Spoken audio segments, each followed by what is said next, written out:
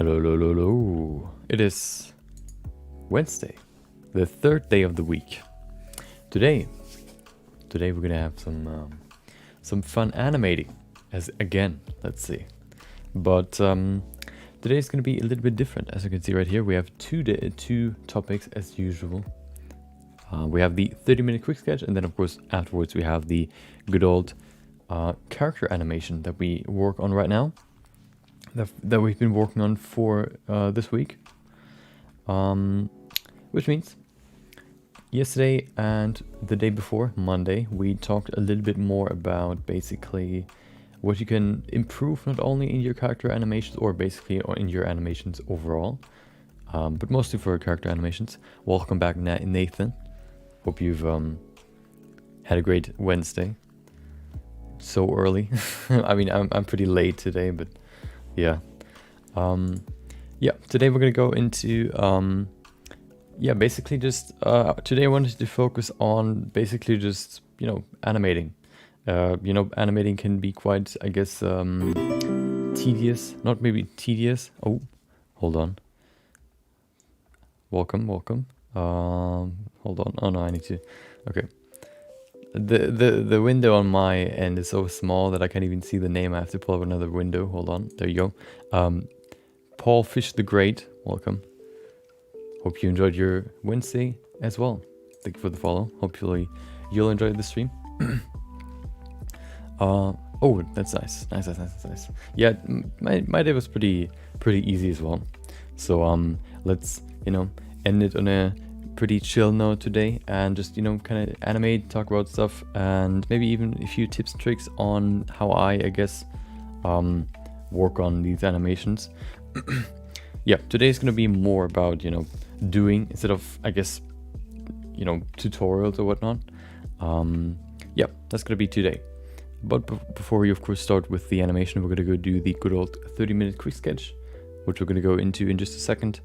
Yeah, I think that's all that I wanted to say. So let's get into it. Let's finish this quick sketch for today. Today we're gonna create another animal. I think animals are the easiest one to just go through, I guess. If you don't know what you wanna draw, sculpt, or whatever, you can just pick an animal and do that. So that's why I'm going through all these animals for these quick sculpts. Yeah. Okay. Where's my snake hook? There you go. Okay. Today, wait, did I already move it? Oh, I did. Today we have what is it today? We have a hare. A big rabbit, basically. Welcome, John. John Bolt. I'll call you John. Thank you. I enjoy it. I appreciate it. Thank you for the love. And I'm glad that that you took some, or that you got some value out of them. It's always, especially when you create tutorials, it's always, good or nice to hear from people if they actually, can actually, it's always nice to hear that people can actually, derive value from the tutorials that you create. So it's always nice to hear, that feedback. Okay, so today's going to be a hare, which means I of course have some references. My timer's ready already, of course. And yeah, actually hares don't have that long ears. Maybe I'm just, maybe that's just, the only knowledge that I have of, I guess, rabbits and, like basically rabbits or, bunnies, is that they have like these huge ears, but in real life it doesn't seem to be that long. Or maybe I just have some weird references with just short ear. hairs. But yeah, let's begin so we can have some more time for the animation.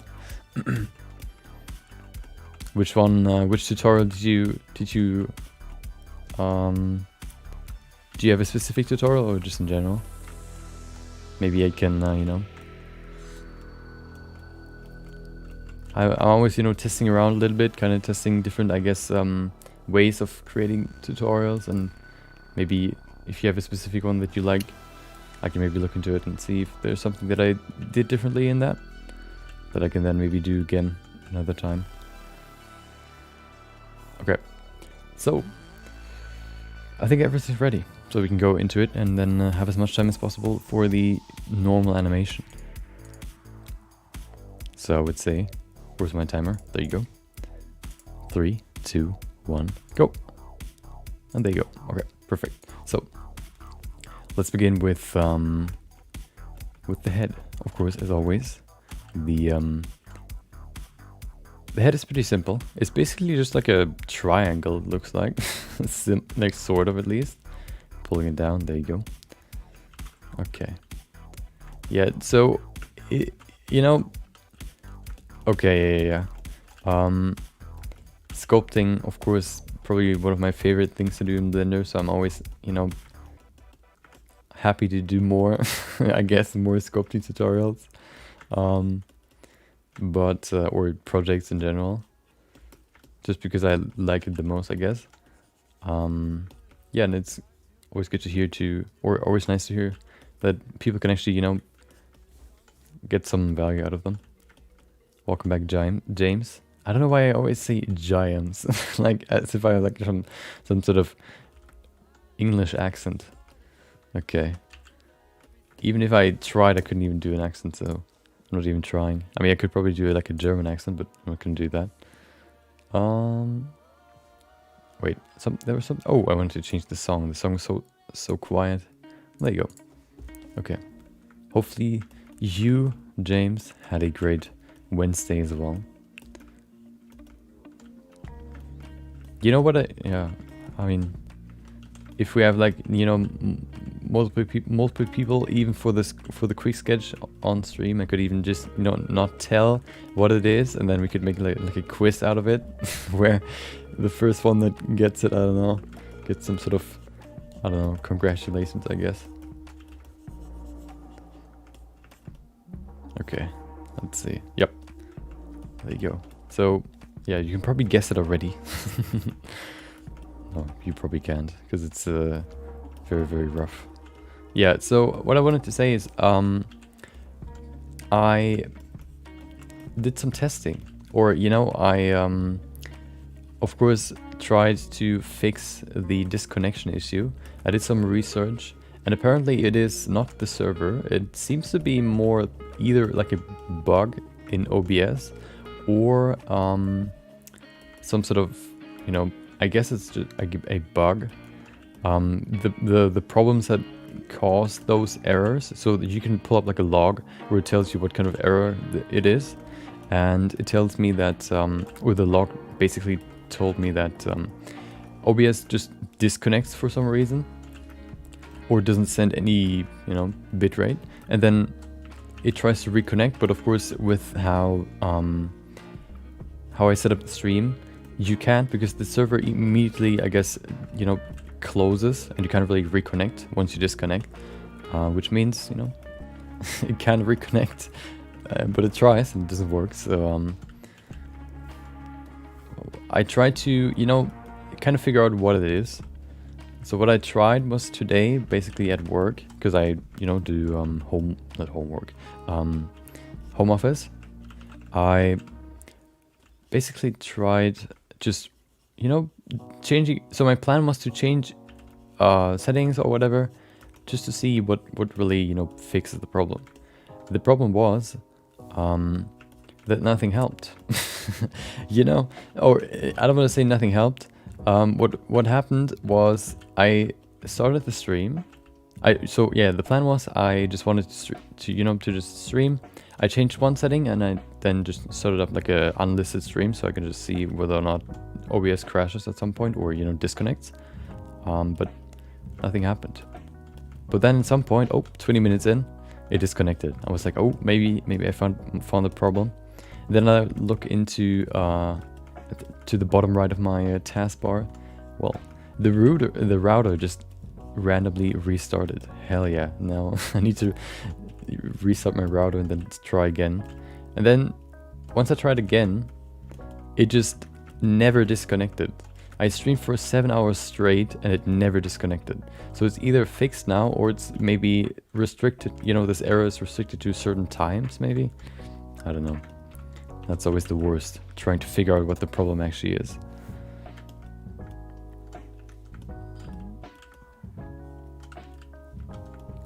I hate technical or any problems basically. You know, who likes problems? I mean, maybe a math teacher when he, you know, creates math problems for their class. But other than that, who really likes problems?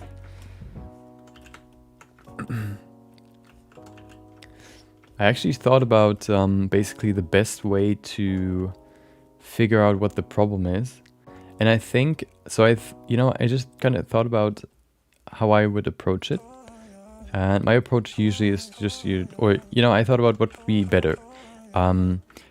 Basically doing as many changes as possible and then seeing if it works, or doing one change at a time and seeing if it works. I was first when I thought about it, I was more for the single change idea, but then the more I thought about it, the more I thought I think doing a lot of changes at once is actually better if you can go back on them, because then you can just do all these changes that you think could help, and then if any of them, or if it actually worked and you fix the problem, then you can go back and remove each one of those steps one by one and can actually see what changed or what fixed the problem, which is probably faster than first of all going adding one more change, change after change before you can find the problem. Probably takes longer because you don't even know if it actually helps in the end. You might try all these changes, but then in the end it still isn't fixed. So you have to come up with new ideas. If you go in and do all these changes in the beginning, you at least know that it helped, or you can at least make a good guess. And then you can go after what actually helped. But as always, solving problems. Why would these problems even exist? Can they not just not exist?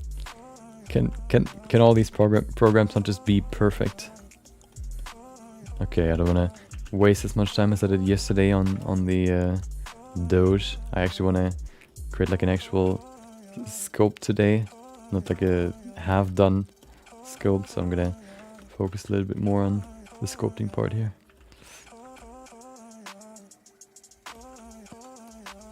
Okay, their head is actually longer. Oh. Okay. Oh, the eye is actually pretty high. Like over here. There you go.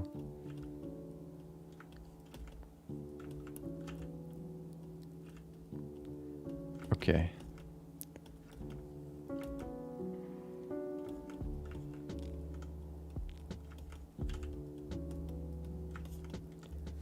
Okay, let's actually, I don't wanna, I kind of realize that I'm losing myself on details, so I gotta get going here, add some more, substance to the whole thing, making this look more like a hair. I always thought that hares were actually called rabbits. You have bunnies, which are the small, I guess, rabbits, I guess, and then you have rabbits. But I didn't think of hares. I always thought just, basically rabbits are hares and bunnies are rabbits. I didn't even know that there are 3 different types of these animals.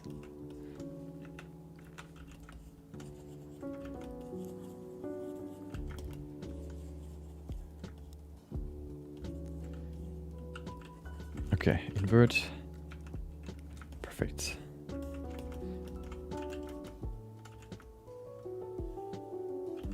Nice little ears, They don't need to be that long, but of course, they need to be longer than this, at least. Maybe like this, and then pull them out to the side. I actually looked into the symmetry, and I saw the setting, and I wanted to see if that what that does, which is feathering. I think what it does is it feathers the middle part, which means that if you do changes in the middle where the symmetry axis is, it's not going to be as strong, the changes, as if you disconnect it. Yeah, you can see right here.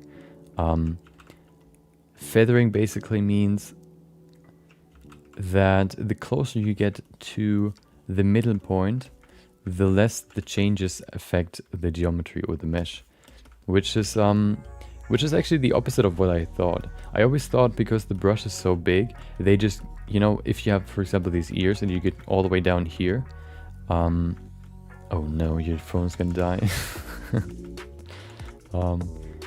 I mean, aren't you at home? Can't you just use a charger?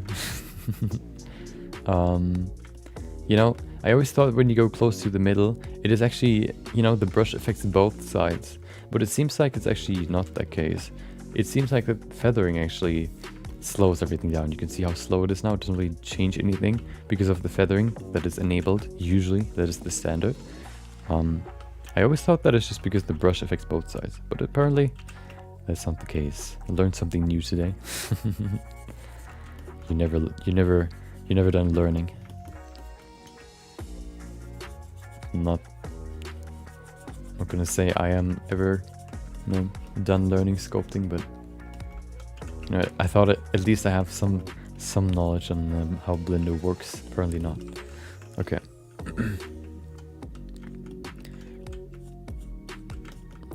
I actually changed the way I sculpt ears recently. So before, I basically tried to create a mask that has the shape of the ear, with basically, you know, the I guess deeper part in the middle. But then I changed it to leaving or creating like an oval shape and then digging into this oval shape to create the inner part of the ear, basically the cup shape. I think that's better because especially when you use a low resolution, this what is it, dynamic topology, it tends to remove very thin geometry, which is kind of annoying, especially for ear, because ears are so thin, and if you start off thin and then try to pull out more geometry, it oftentimes just, you know, removes the geometry, which is not what you want, of course. So I switched to this technique where you basically just create a the ear shape basically as if the ear would be full, I guess, and I think that works better.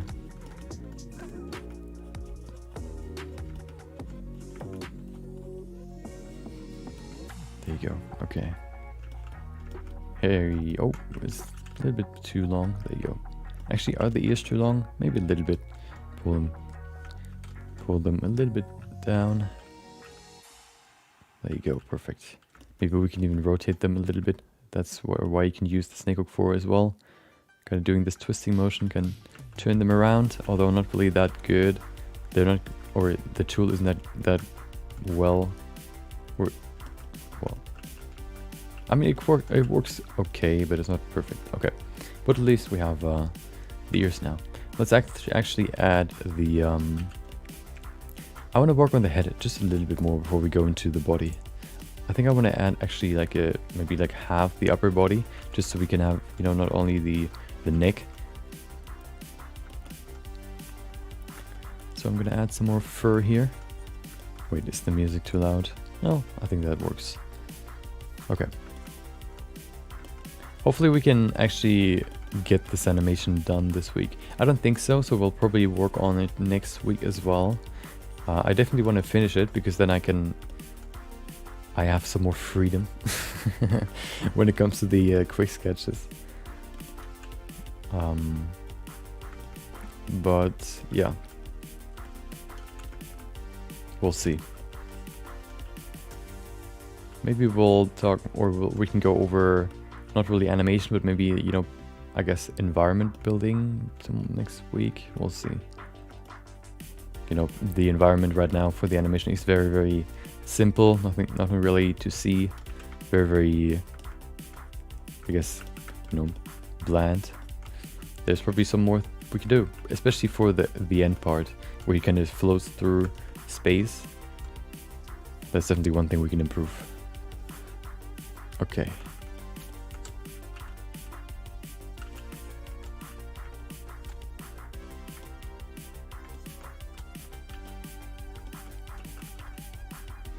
I think the nose is actually too long. I'm gonna pull it forward.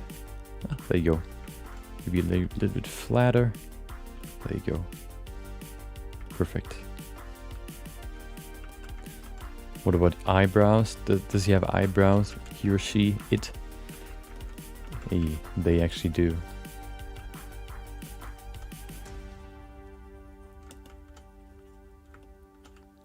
There you go.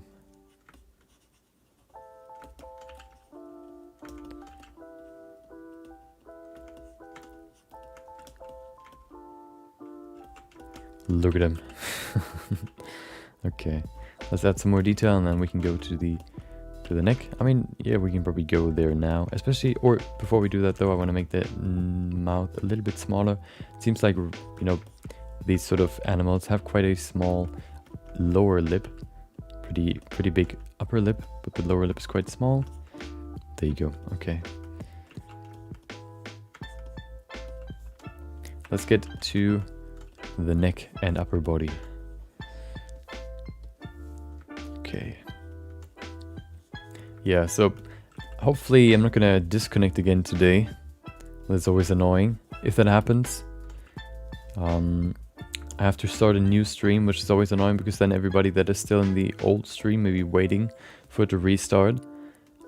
It's just waiting there endlessly because it's not gonna restart. It's gonna be another stream, which is always, you know, this hurdle. Or, you know, just annoying for everybody. So, yeah, hopefully maybe it fixed itself. And that, you know, the biggest problem is you can't even really tell anybody that it's, you know, that there's a new stream because you can't access the old stream and it's just annoying overall. Okay, let's do the chest region. He actually has quite a bulky chest, maybe also because of, I guess, the fur.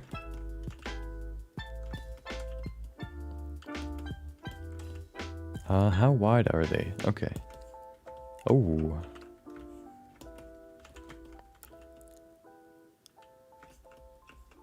Oh, that's pretty cool. I like the shape, but I don't think that'll work. I need to grab more geometry. There you go. Okay. So I don't know why, but I had this very vivid image in my mind of just like a, you know, rabbit or hare just standing there, similar to like a, what is it, like a meerkat. But then when I looked it up, they actually don't do that as much as I thought. They actually just, you know, sit there on all four. I think meerkats do it way more. So I actually had to look up. So I first I just looked up basically just like, you know, hare. But then I just found, you know, hares sitting there on all four. And I had to actually look up hare standing to find it. I actually thought that they would do that more. Okay, we have 12 minutes left. Okay, I actually thought we had less. It's similar to, you know, when you do these quick sketches, sometimes you just get lost, or, you know, you get into this flow of just sculpting, not really knowing what time is anymore. And then you look back at the time and it's always like a gamble whether or not it's like already so late or still pretty early. The evil clown, you mean Pennywise? Or like just like a random evil clown? Oh, hold on, Spawn? No, I never saw Spawn. I think I know the dude, like the main character, but I never watched it. Is there an evil clown there? Isn't that like a comic hero or comic character? Similar to, you know, Marvel or whatever? Spawn? Or is that something else? No, Spawn was more, or I don't know. I'm not that well versed in all that movie stuff. I don't watch a lot of movies, except maybe when I go to the cinema, which of course isn't really possible right now.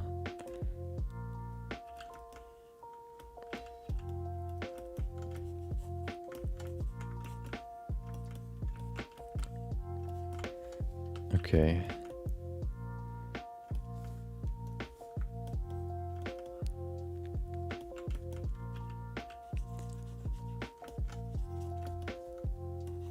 Yeah, I thought so. Isn't he the dude with this black mask, if I remember correctly? I think I just saw, or maybe with these with this white X, either on his chest or on his head. Yeah, he didn't seem like a normal superhero. He seemed more like a neutral, I guess, hero. Or neutral super person.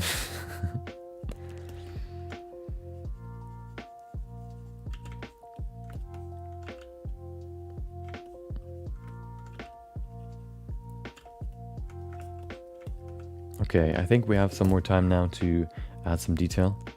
Let's save this real quick, and then we can do the some detail, add some detail. Oh, wrong folder. There you go. 157. There you go. So today's goal for the animation will be to basically fill the gaps between the snapshots that we've done yesterday. Yesterday we basically kind of built these, you know, main poses throughout the animation, and today the plan will be to kind of create the transition animations between these main poses. Which means maybe that the poses will change a little bit as well, but we'll see.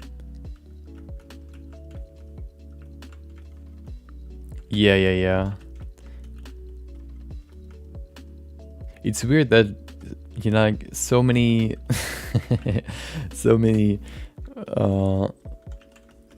either villains or superheroes just have like this onesie, or, you know, this bodysuit, not really some sort of clothing, but more just, you know, like a full body suit and then like a cape maybe.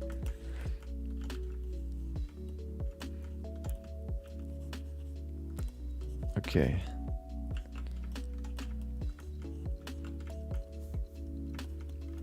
Do you mean the bunny ears? Wait, oh wait, he's he's facing the other direction. Okay. Hold on. Yeah, let's add some detail, and then I actually want to change the ear position because I think they look weird when they're symmetrical. Yeah, exactly. They have like this bodysuit, and then maybe these undies over the bodysuit sometimes. Looks so weird. Then maybe a cape to kind of hide most of it. Okay, we definitely need eyelashes. So I'm gonna create the eye hole. There you go.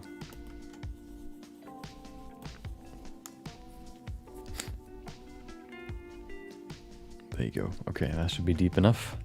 So now we need some eyelashes, or not eyelashes, eyelids.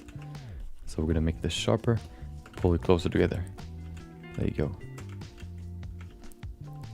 Welcome back, Zachary.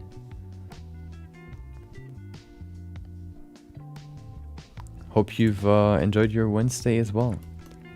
Nothing crazy going on, hopefully. Or, you know, crazy can also be good, but, you know. Spawn. Oh. Maybe. I actually don't really have like a... Usually I have like a list of what I want to do. I have... Oh, I may have one that I wanted to do at some point. Which could actually, you know, be a topic in itself. Basically, using hair particles for fur. I've only really used hair particles for, I guess, hair for, people, for characters, but never really for real fur. And I think I want to try that at some point. I actually have the perfect, the perfect, I guess, idea for when we can use it. Okay, I don't want to make him look angry. There you go. Thank you, Zachary.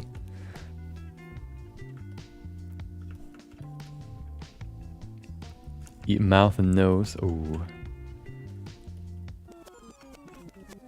I actually thought about maybe doing some quick tutorials or like quick videos on my videos channel. Basically just going over the basics of the face. So, how to sculpt the nose, and then like a 1 minute tutorial, just basically going over how to sculpt it, so that when you Google how to sculpt the nose, you can just see, oh well, 1 minute, let's go through it, and then you know what you have to do. I don't know if that already exists, probably, but only just because it exists doesn't mean that it's good. I don't want to say it's bad. I don't know what's out there, but yeah, that was just one idea that I had. Yeah.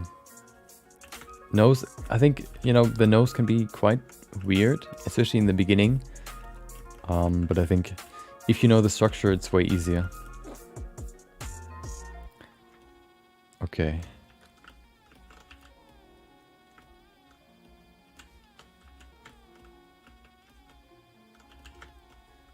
Yeah, I think I actually saw one of his videos, like adding hair to the Sonic character. I saw that thumbnail or video, or maybe even live stream. I can't remember.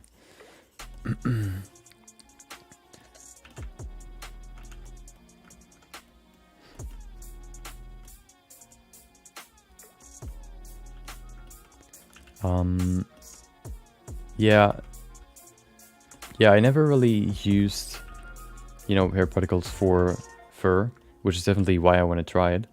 And I think, it shouldn't be that hard, because you can basically use, interpolation, or what is it, interpolated hair, not child hair, or interpolated children, sorry, which, should be pretty simple. Yeah. I think, yeah, I might do at some point, maybe even, well, I don't know. Maybe next week, just like a, like a one stream with just, quick tutorials or quick explanations of different parts of the head, the eyes, the nose, maybe even the full, I guess, head, how to sculpt like the basic shape of the head, to kind of, create a very small, short, and precise explanation. Of course, it takes a little bit to kind of practice it, but I think once if you have like a, maybe you know a few tricks, or you basically know what you have to watch out for, it can be a little bit easier. There you go. Look at him with his eyes. Oh, he actually looks like he's a female here, because of it looks like those are eyelashes. I'm gonna keep them there. Look cute. Okay, we have 2 minutes left. I think I want to actually add some fur now, so I'm gonna probably decrease the strength. We don't need more. Oh, we can actually probably go to 50. There you go. Yeah, the mouth is actually, so there's one area of the mouth that is actually quite difficult, or you at least have to know what you're doing to get that part right, which is the corner of the mouth, because you have to keep in mind, which is very hard to just explain, but the structure of the mouth is basically the skin inside of your mouth just being turned inside out and basically showing on the outside. At least that's how I understand it, which means that you basically can think, you can think of the corner of the mouth like the the place where it turns inside out. Yeah, it's kind of hard to explain, but I learned that at some point when I joined like a live stream where they did feedback. What is it? Like a feedback stream, and they actually told me that, and then I actually realized that it's that's how it works. I always thought that they would just end at the corner of the mouth, which is actually not the case. They actually continue into the inside of the mouth, which is why you have certain shapes of lips. When you observe them at the corner, you can see that they actually turn inside out on some people.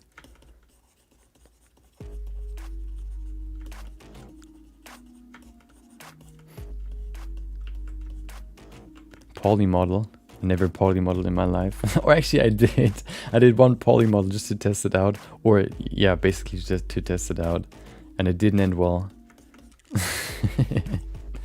That was probably the first I think that was the first portrait that I ever did, or like character. There you go. But I had really like no idea how to actually polymodel or model anything complex, so you can probably imagine how it looked.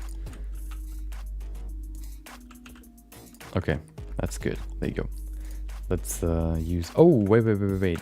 We have the Boolean tool now. Wait, what's the... Oh, Shift Alt B? No, Shift Control B? Ah, there you go. Difference. Oh, wait. Okay, hold on. So we have to select this one first. Oh, there you go. Perfect. Okay. Yeah, polymodeling is something... I don't know if I'm ever going to do it. I don't really see a reason to do it. I've seen a few... Or I've seen one time lapse of somebody doing like creating a character that way. But for me, it just seems like it's just so tedious. And it doesn't really have any, or it doesn't seem like it has any benefits compared to sculpting. Maybe the benefit would be that you immediately create good topology for your character. But if that's the only benefit, then, that's not really a good benefit in my opinion. There you go. Retopology isn't that hard, and it also doesn't take that long. And the amount of detail that you can add by using sculpting, you can't really replicate with polymodeling. You could maybe create a good base mesh for your, for then using multi-resolution sculpting. But other than that, I don't really know if there's a good reason to use it. Just seems like this remnant from back in the day when there was no sculpting of creating characters. I've seen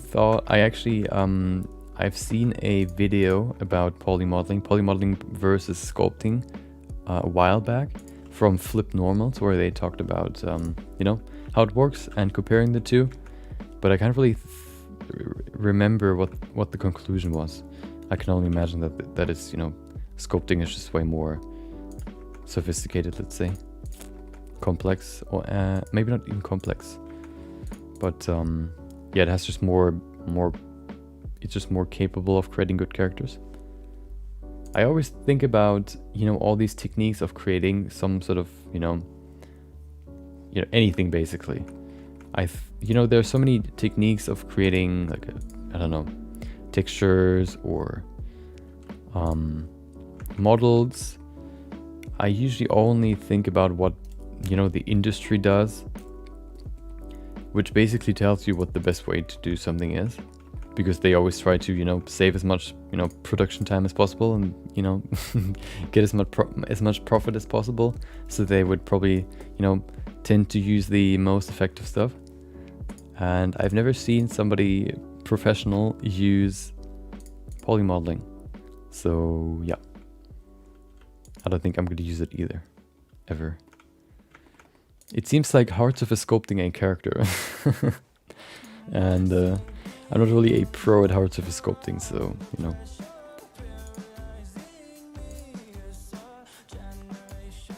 Okay, we need the lighting scene. Let's append it. Let's finish this quick sketch so we can go into animating.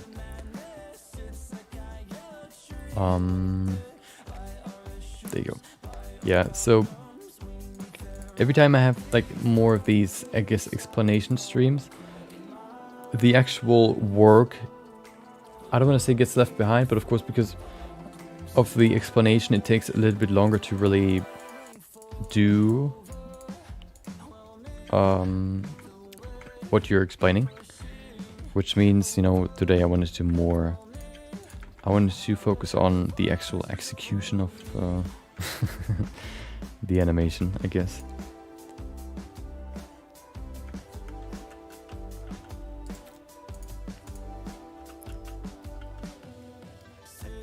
Oh, that's pretty cool. I like this.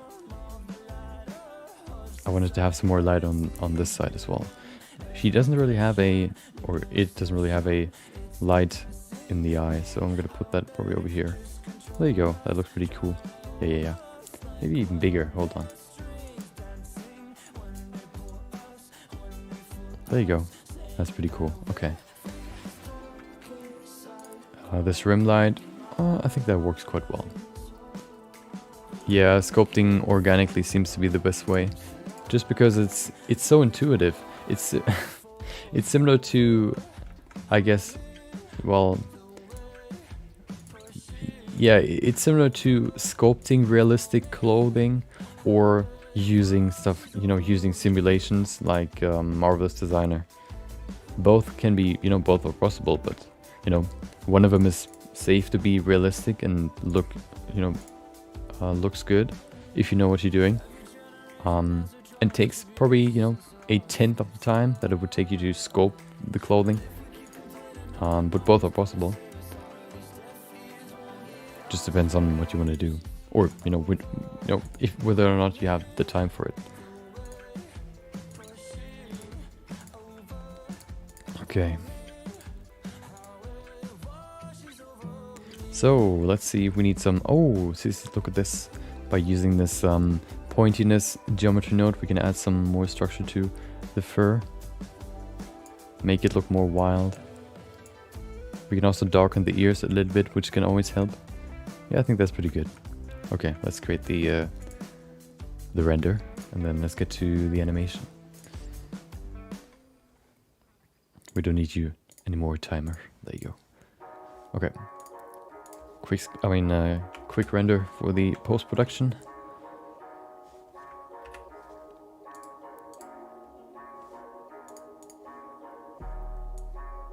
It is crazy that, or no, never mind. Okay, there you go. Perfect. He might be a little bit, you know, it looks like he doesn't have any fur on his chest, but you know, that's just how it is.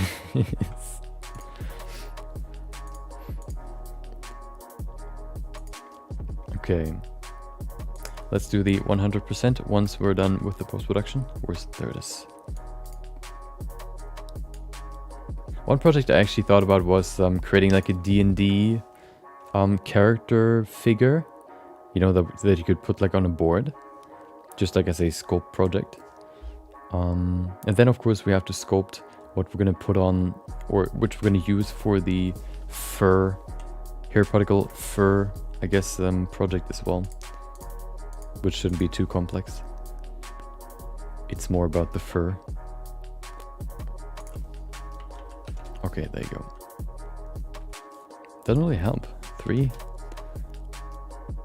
Wow. 5. The light is so strong. That's better. Okay.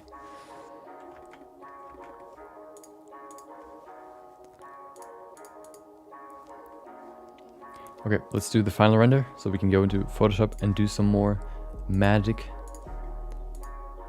Render image.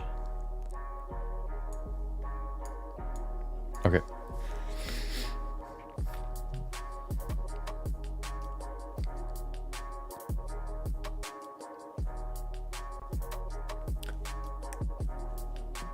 Almost there. Oh wait, did I?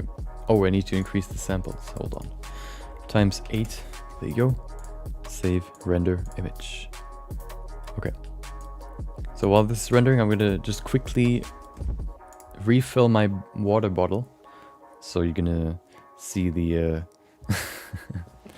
the prompt. Hold on, there you go. Could also say water bottle refill, but you know, I don't have that prompt. I only have restroom break prompt. I'm gonna see you in what is it?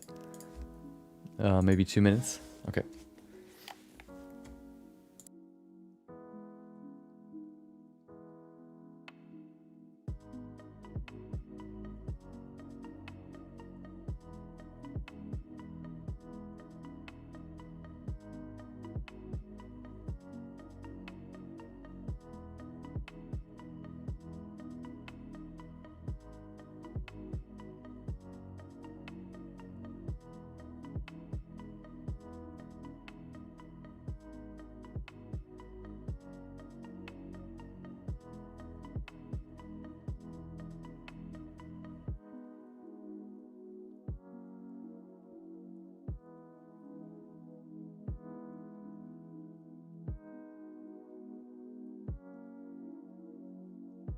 I'm back.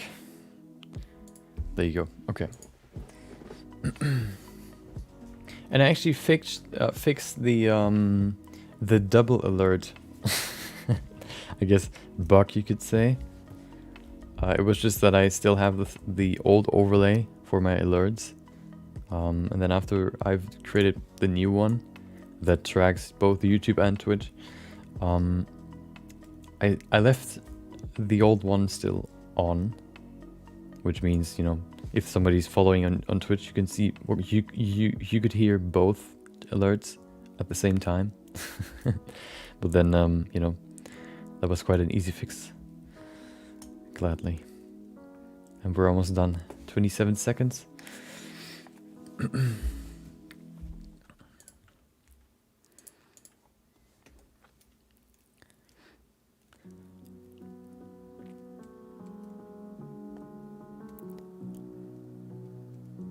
Maybe I thought about making maybe like an explanation for drivers, just because drivers, or not, what are they? Not drivers, they're constraints.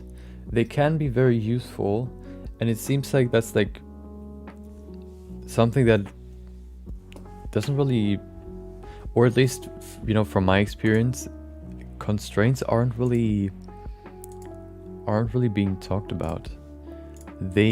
For example, I use constraints for my camera setup. I have like a three-part camera setup in every scene.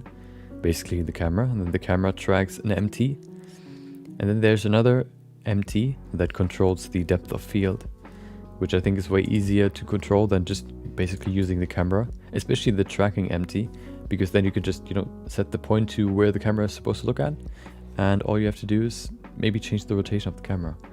Nothing else. Everything else are basically controlled by the constraint. Quick sketch day 157. And you can all, you know, I guess the best use case for drivers and constraints would be animations or rigs. Because with the rigs, for example, you can very easily... so for example, what I've done for the eyelids of the character, of my rig character, I've created like this board in front of him. Not only is he always going to look at that board with this control panel, but there are also eyelid control, I guess, bars that I can push up and down, so you can, you know, open and close his eyelids. And you can basically control the range. So you can say, okay, well, the control can only go to -1 and can only go to +1.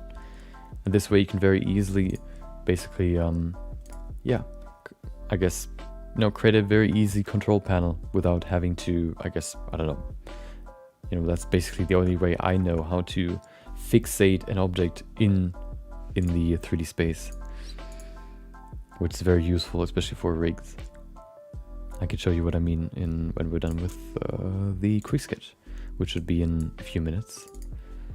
There you go.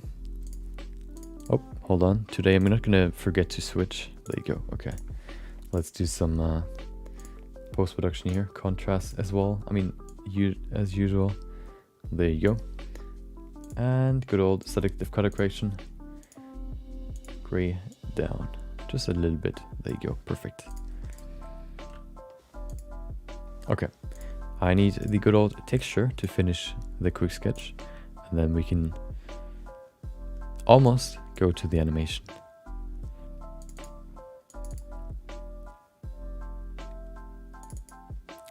Fingerprint texture. Oh, wrong texture.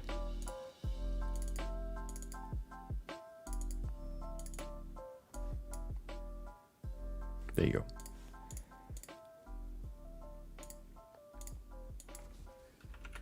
Okay.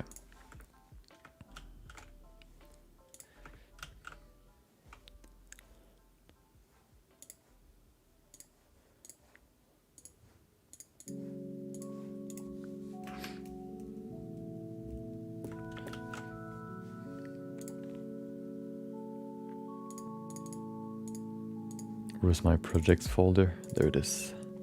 Okay. Perfect. Wait, we're already... Oh yeah, we're in June already. Time flies by. Okay, perfect. Save it. And there you go.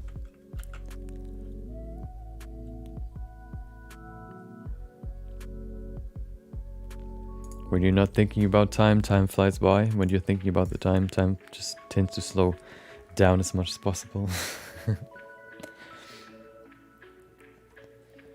Just forget about time and you're already 80 years old. No, that's basically where you remember time again. When you're 80 years old. Okay, so it's time for the upload. So, of course, as always, if you want to see the final upload, you can watch on Phone Died Again. Or Now Died. Struggled at 0% for a while, now it died. If you want to see the final version, you can go to any social media. Whatever you like the most. Okay, perfect. So, I'm ready to upload. You're going to see a quick 3-minute compilation, and then we're going to go into the animation. So I'm going to see you in 3 minutes. Have fun, and I'll see you then.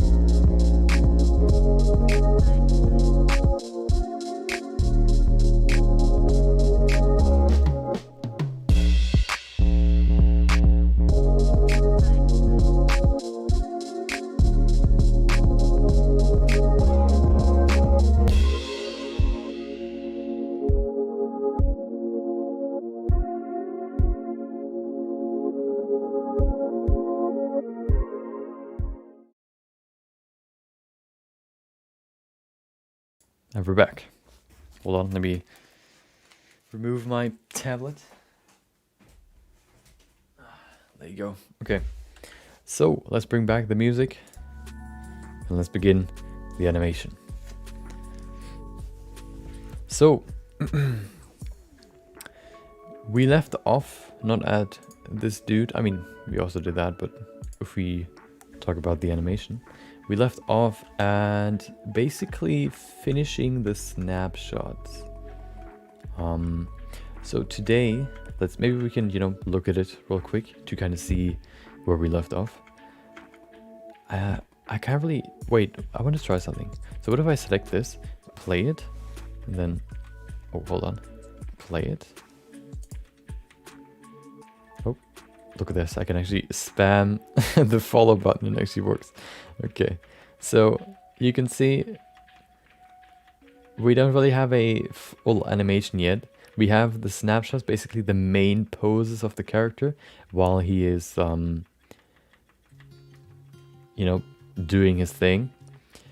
One thing we're gonna do today is basically adding the stuff in between. So for example, you have multiple phases where he basically just does this small movement until he reaches the next pose where there's just no keyframe, for example here in between. So he basically just slowly transitions from one pose to the other. That's the spot, or those are the spots that I want to fill today. Basically creating a full animation, still rough, but at least getting closer to a full animation by filling the gaps. And then once we have that, we can maybe refine the stuff that we had right now, or that we have then, to then basically finish it by adding more detail, as much detail as we need. And yeah, that's today's plan. Dude, it actually hurts just spamming that all over and over and over again. There you go.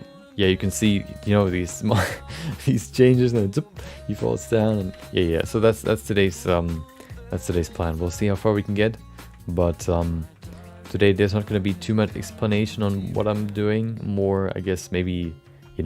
That's actually cool if you look at it from here. When he runs, that looks pretty cool. So yeah, that's gonna be today's topic. Basically just focusing on the animation, cleaning it up. Maybe changing the pacing a little bit, especially in this part here, where he looks at the door. You can see how fast he kind of looks at it and then looks back. It's quite quick, so I think I might just push everything back just a little bit, so it's just a little bit more time he has to look at the door, because it kind of is supposed to signal that the lever, whatever, opens the door. I'm probably gonna make like a small texture that just leads to the door, so you can see, oh well, the door is, the door is supposed to open when you press the huge lever. But yeah, so yeah, today's going to be the creation of the transition of between the snapshots or main poses. Yeah, we're probably just going to begin in the beginning and work our way through to the end, and then see if we still need to do a few changes. One thing that I'm definitely going to change first probably is the pacing between him turning around to the door and then turning back, which would be this just over here, I guess. So the summary should select everything, right? What? No, I can select everything here, which would mean now everything's selected, which means I should see all keyframes that actually exist in this scene in the summary bar right here. So I can probably just select the upper keyframes here and just select all of them that are part of the scene right there. So here's where he turns around. And then he looks at it. So we're in here, and then he turns around pretty quickly, which is right there. So we're gonna pull everything that is here and further back, a little bit further back. There you go.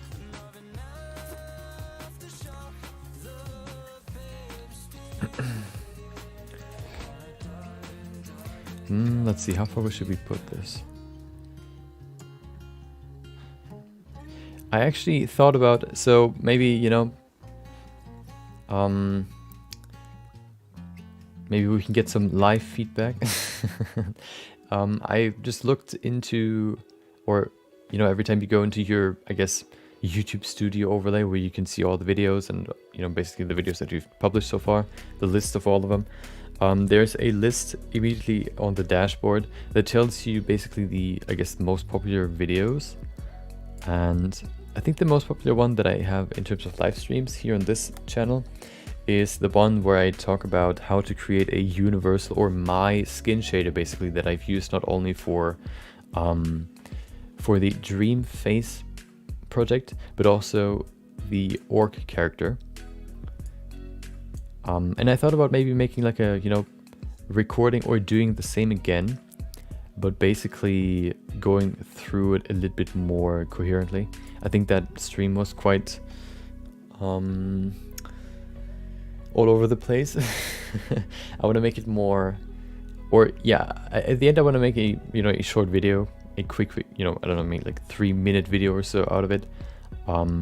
Basically just explaining how I made that, how I made my skin shader, which is very easy to use. It basically just uses the principal BSDF and a single, yeah, skin or bump map, bump textures.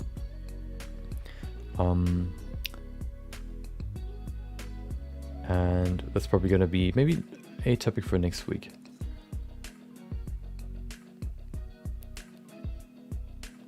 So we can see right here, if I move this further back, you can see he turns around later, which is very good. But I think we need more time here, so I'm going to pull this back even more. I still want to see if it actually selected everything. It looks like everything else looks fine. Yeah. So the camera actually moved as well. The weird thing is that it doesn't seem like he turns around before the camera does, which is one thing that I want to change. The camera is right here, so that shouldn't be a big change. Let's do that now. So the camera basically moved from here to here, right there. The camera is here, object transform, so we just have to grab this. Or we can also just grab the camera, keyframes right there, and move them over here. Where does he turn around? Right there. Let's do it right there. Or maybe here, where he basically almost gets out of the camera's vision. Right there, I think that's good. Yeah, it just needs a little bit more time where he looks at the door to basically realize that it's basically connected, the lever and the dude. So right there, this needs more time. Okay, perfect. Yeah, that's what I mean with, you know, saving your animation. We have so few keyframes right now that it's very easy to do these big changes. Imagine having like this amount of, wait, where's the running animation? Hold on, where is it? There it is. Wait, where is it? I can't see it. Oh, there it is. See, so many keyframes for the running animation. Imagine having that for, no, there it is. That's it. So many small keyframes right next to each other. Imagine trying to figure out which one's which. That's why you figure out the pacing and everything else before you do the actual, refined animation. Just so you can make sure that everything else, in terms of timing and everything else, just looks good.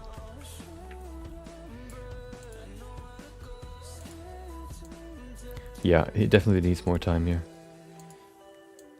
The movement of the camera is still pretty choppy. We're gonna add some I guess interpolation there as well, but that's gonna be later.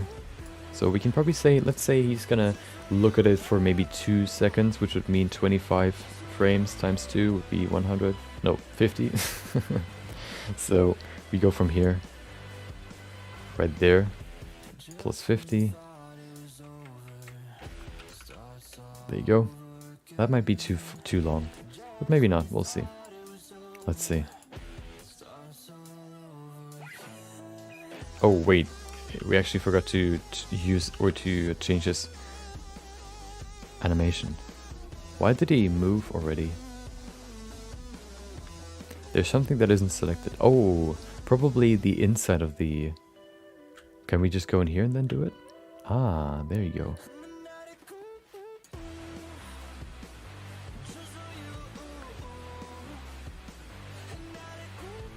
So we have to now select everything over here. That's the summary. We select everything in here. There you go. And we select everything back here as well. We actually have to increase the end frame so we actually everything is visible. We're going to do that in a second. Right here. So now it should work by going in here and adding plus 50. 2 seconds might be too long, but we'll see. So now it actually should work. Yeah, now he turns around and does the exact same thing that he's done before, but just later. Yeah, that's too long. Let's give him like a second. I think a second is long enough, which would mean plus 25 frames. We go in here, put it back in here. That should be definitely enough. Yeah, that's enough. Okay, let's look through the whole pacing just to kind of make sure that everything looks good, and then we can go into the transition animation parts. That's pretty good. He breaks through. The camera is pretty... I think we can switch the camera earlier. Maybe over here already, so if you have a longer time for this shot right there. This shot is very, very short. I think it can... it works better with a little bit of an anticipation before he breaks through. So we're going to grab the camera. There you go. And we're going to select this piece here. We're going to probably put it maybe over here. There you go. Oh, we have to change the other... Of course, we have to change the focus empty as well. Where's the focus empty? There it is. That's actually how I managed to, I guess, you know, always have him in the middle of the camera. Basically just by placing this empty on him. Pretty simple, and you don't really have to figure out any, I guess, you know, enabling any overlays for the camera. You just have to place the empty on your character. Very, very simple. Okay. Oh, I moved. Hold on. There you go.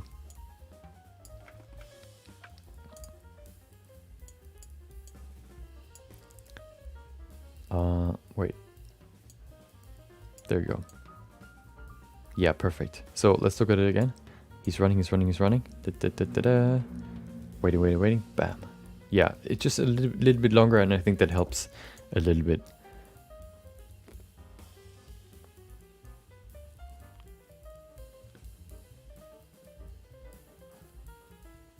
We could maybe even bring in a little bit of a small movement for the camera. So we can grab the empty. Where's my empty? There you go. Nope, hold on. Please. There you go. And then he switches to this.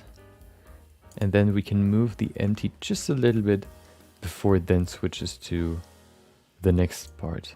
So what we can probably just do is we can go to this keyframe and move this one just a little bit further over here. Like this. And replace keyframe.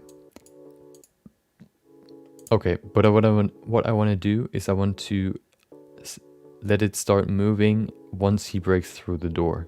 So probably right there. Once the camera actually sees Roberto. Right there. Yeah. Or maybe a little bit earlier. Yeah, that's better. Not too much, just very subtle. I think that's good. Okay, then he's running. This will be a little bit more complex because this will be basically a running animation while he's looking back to see, you know, what is following him. And then, so what we can probably do is just copy the legs, because the legs don't really change when you turn around, depending of course on how you do it. We're not going to see the legs anyway, or not that much, but still. Then he's running all the way to the end. Okay, let's play it again and see if the pacing looks good.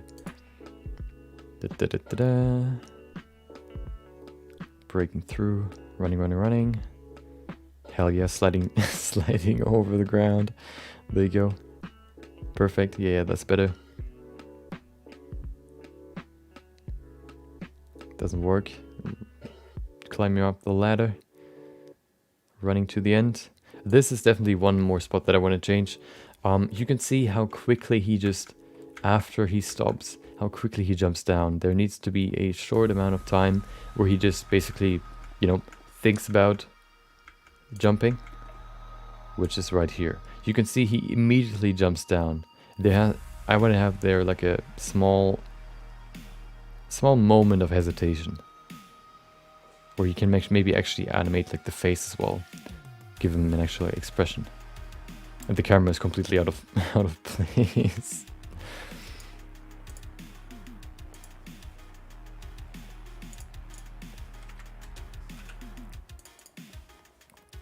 Okay, so that means there you go. So where does he turn around? He does. Oh, that's where he turns around. So that's good. So what I don't like is the forward movement. What it means that we have to copy the position of this. Copy and paste. Wait, but he still moved forward.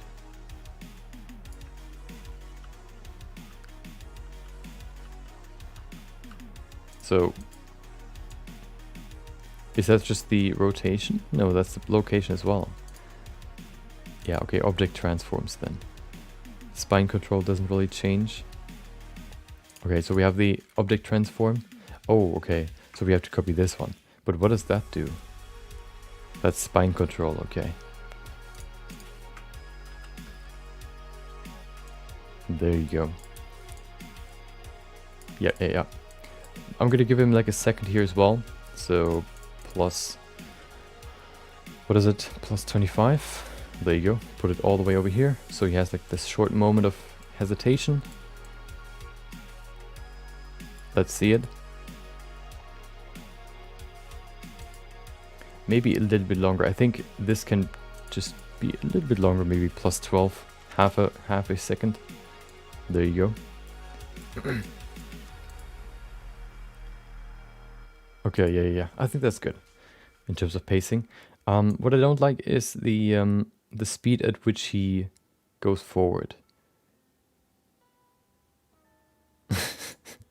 In this mummy position.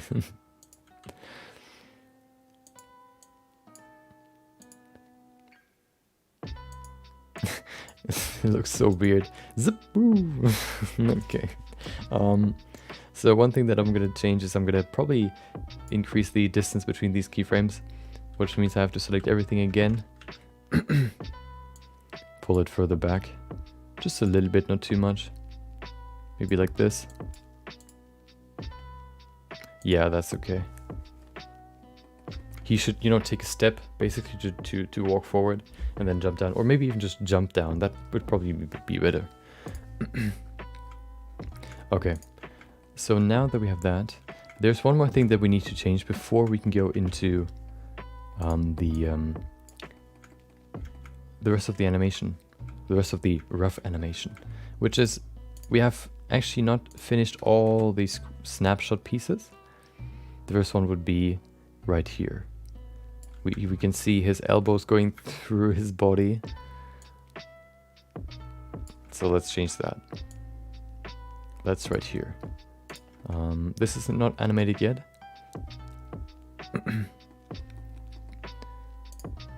This is arm KL. Okay, yeah.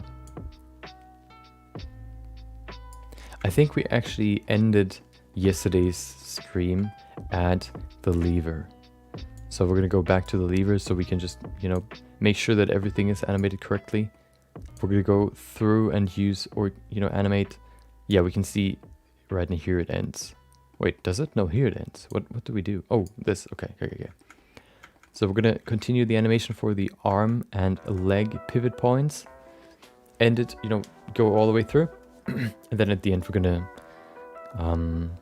once we've done that, we can go to, yeah, the transition pieces or transition animations.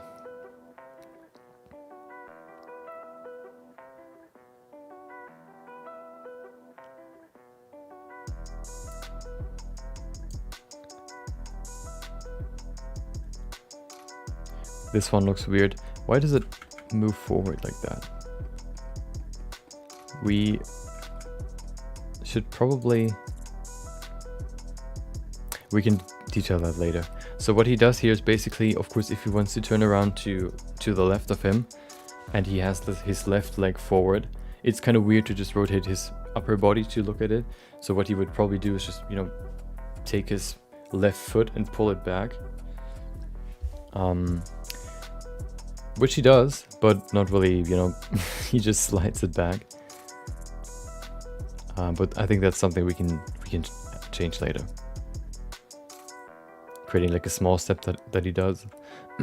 I want to focus on the pivot points first.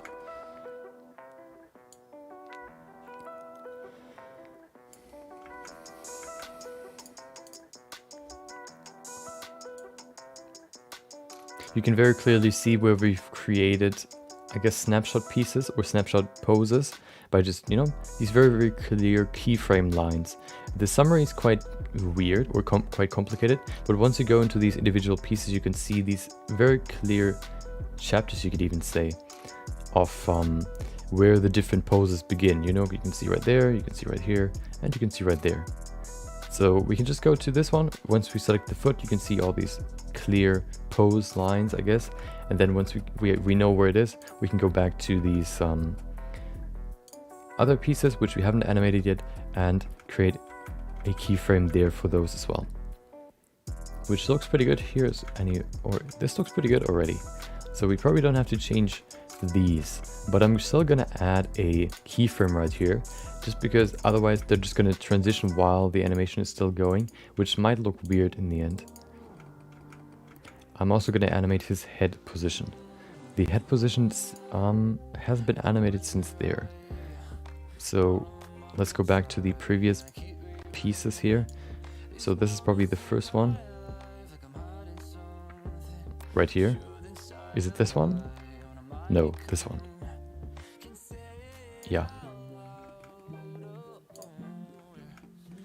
This one can probably be a little bit lower. Just he kind of looks at what is in front of him, especially on the ground, because he doesn't want to trip. There you go. Insert keyframe, insert keyframe. Okay. Next pose would be right there. Now he's actually gonna, you know, he's quite sure at what he's stepping at or stepping on, so you can look forward to the lever, which means he moves his head forward again. There you go. Okay.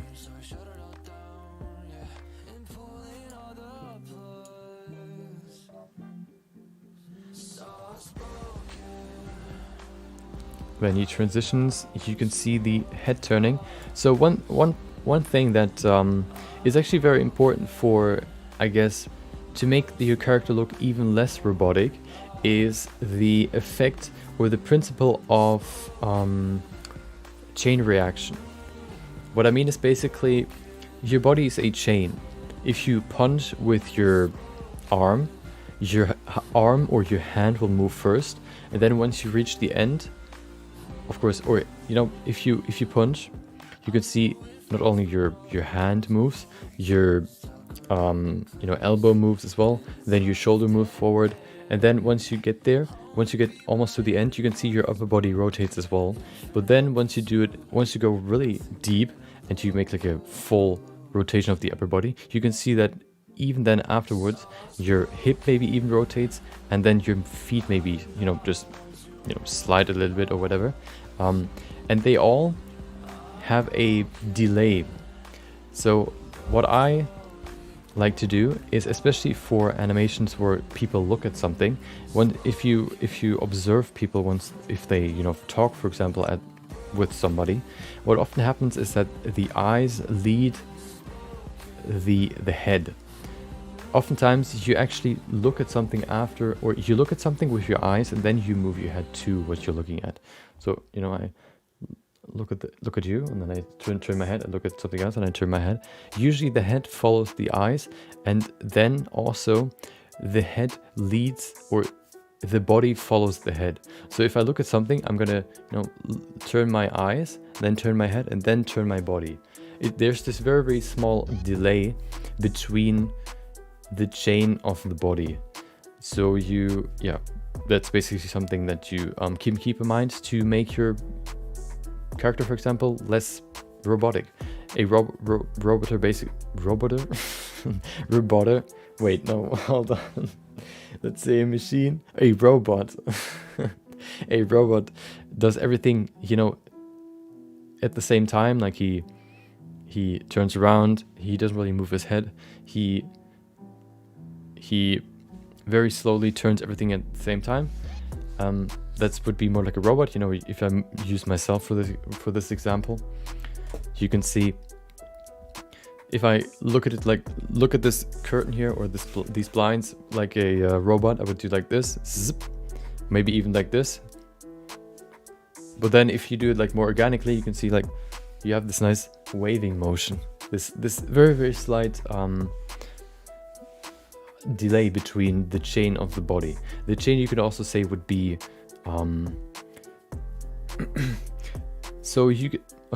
I guess you can describe the chain in the best way I could describe the chain would be in the way I heard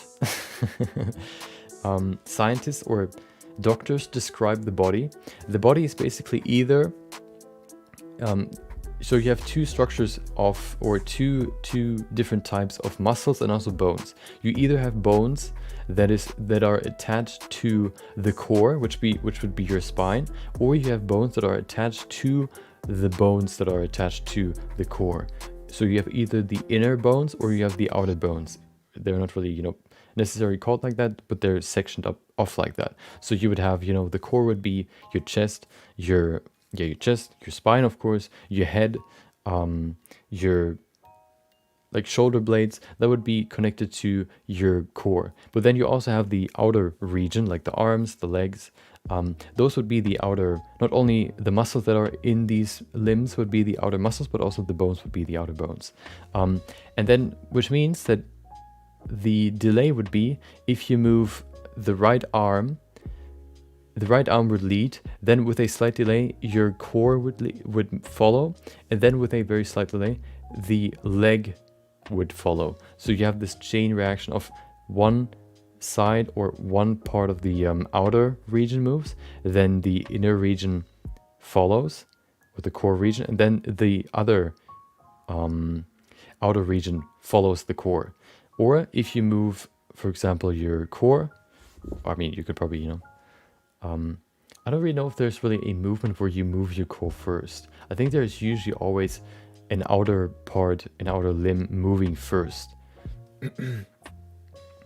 But there's usually always, the core basically almost always follows the movement that your outer limbs do. For example, for the running part that we've, done 2 days ago, the upper body follows the rotation of the upper body. The rotation of the upper body follows the arm position. So if you have your arm forward, you are rotated like this. If you have the left arm, this is the left arm. If you have that one forward, you can see it's rotated like this. And thus, while running, you have this rotation of the upper body that follows the outer, the arms, for example. You do not only have this concept of the core following the limbs, but also this chain reaction, where adding this small delay between these different chain pieces makes it look more organic, more smooth, and also, more natural. So what I'm trying to do here is I basically try to animate his head before the body rotates. So we have to look at where the body rotates, right there. What we're going to do is we're going to grab the head first. And we basically overlap the animation to make it even smoother. Otherwise it's going to look like zip, zip. If there's a overlap between the animation, it looks even smoother than just putting them behind each other. Because there's a point in the animation where there's just nothing happening, basically where one animation ends and one animation begins. If you overlap them, you actually have a smooth transition between the two. That's the same with the transition or the object transition video that I've uploaded on my videos channel, where you have two objects and transitioning between them is basically by shadowing one of them and then basically creating the new one out of the shadow pieces. You could either say, okay, the shadowing happens by basically, you know, just creating very, very small pieces of one object, doing the same for the other, and then basically scaling each individual piece of one model to 0 so you don't see them anymore, and then scaling the new object pieces from 0 to 100, which creates the transition from one object to the other. If you have a clear point where one part of the pieces, or one sculpt's piece, one object's the pieces of one object reach 0, and then the other pieces begin to scale up, you have a very clear point where you have the transition. But if you combine the two, you have this unrecognizable smooth transition from one animation to the other. Which means that we can see right here where the rotation of the full body begins, right between these keyframes. So what we're going to do is we're going to start the animation of the head, maybe over here somewhere. We're going to place the location, maybe even the rotation, and then we're going to go between or after the first keyframe, maybe over here, and then move the head over here. What we have to do though is, because the head control is also controlled by the armature itself, and we have rotated the armature, we have to add more keyframes to keep the control of the head on the door. Because what happens if you move the head control to the door and then you let the armature rotate, the armature includes everything. That also includes, of course, the the head control, which means we have to compensate for that rotation. Which means we can now add a keyframe right there, and then add another one. You can see what happens. It continues to rotate, which means we have to bring it back over here. We can maybe even just... No, we can't. I wanted to say we can copy it, but that doesn't work. There you go. Insert keyframe, insert keyframes. So now we can look at it. Okay, let's look at it from over here. See how his body follows his head. Of course, once we are more into the detailing phase, we can let the upper body rotate before the lower body, for example, which makes it even smoother. But right now we basically only let the full body rotation follow the head rotation. Okay, let's continue.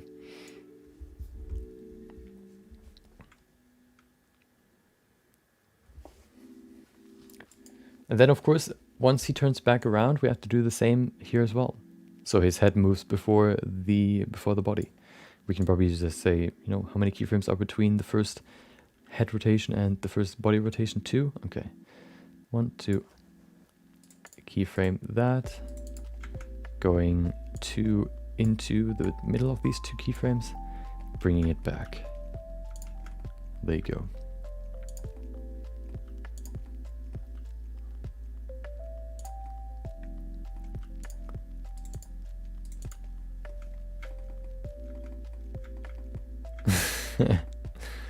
YouTube is broken. You're not counting as a viewer.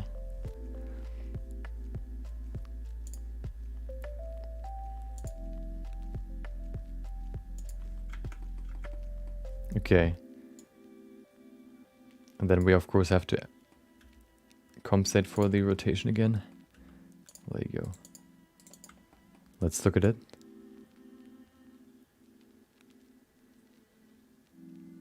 Yeah, perfect. Okay.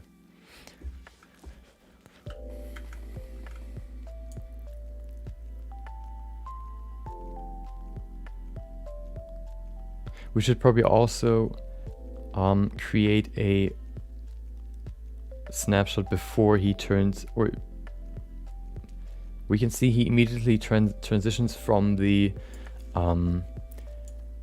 he transitions from the standing position immediately to the pushing position of the lever, which we probably have to change, or we need another snapshot between him rotating and him pushing.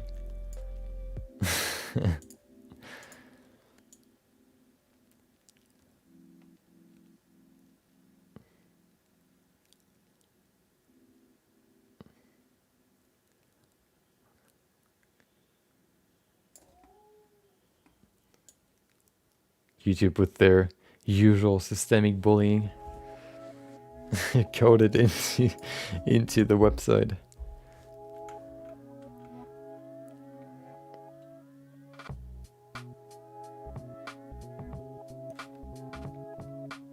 Okay, so where do... oh yeah, there it is. So we have this huge gap in here. So we can probably copy this one. That's pretty good. Yeah. We're gonna copy this hand. We can probably copy everything here. Not only this hand, the other one as well. The, what is it? The spine, the feet as well. Maybe even, yeah, we can probably copy those ones as well. The pivot points. We have to select them all.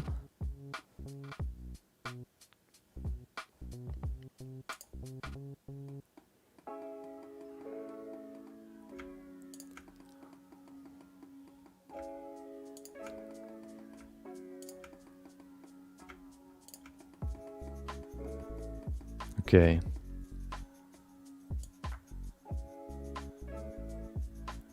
What is the leg? Oh. Wait. Okay.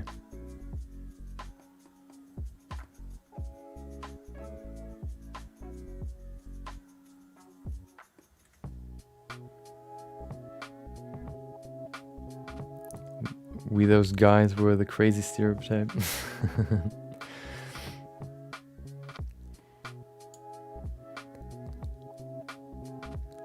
Wait, we actually didn't animate the arm. Where's the arm? IK? Isn't that the pivot? Oh, that's the pivot, right? Yeah, we actually forgot to add that here. So we have one right there, which should stay the same. Wait, he isn't animated at all? No, there it is, okay.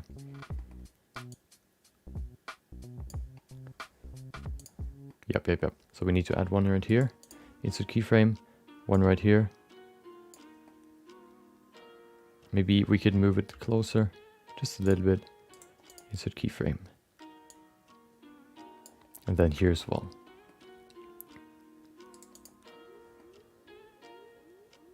Maybe I'll move it further out. We'll see. Yeah, that's pretty good. Probably better.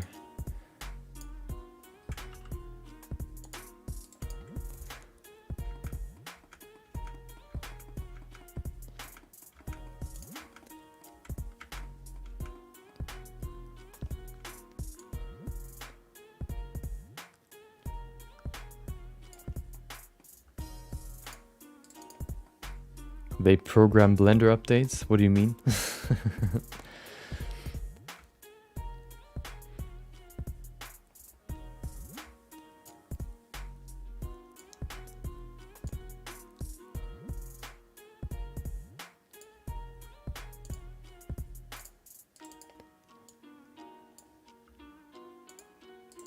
Okay. Perfect. So we have the keyframes for everything now, I think. Are those... oh, they're not keyframed here. Wait, are they not? No, they're not. Okay.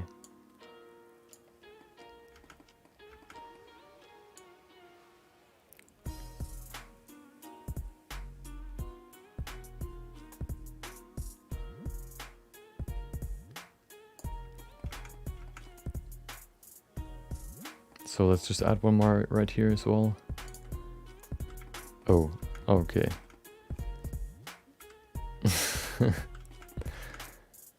They all just want to make everyone like them.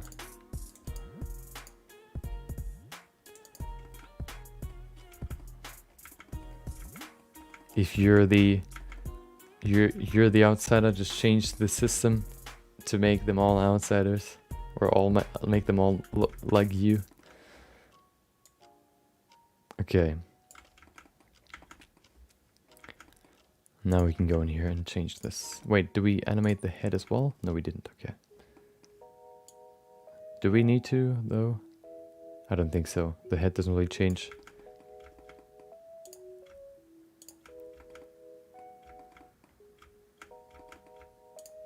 Did we animate the spine? Yeah, we did. Okay.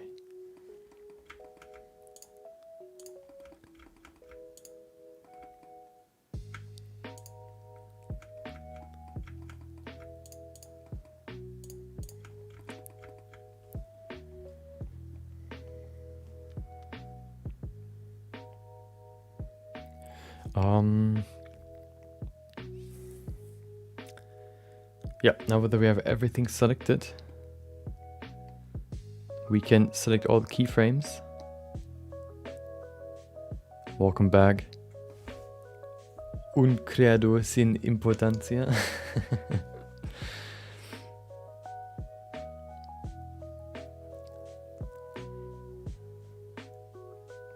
Saw people running for make a 3D animation with a guy named James. My hobby is talking about whatever comes to my mind while trying to get through my Blender projects.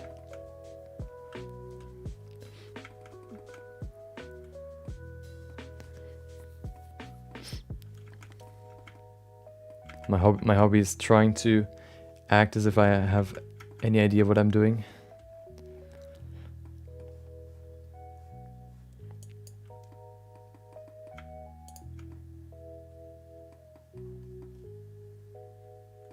No, I'm the only one using Blender that I know. I mean, from my friend group.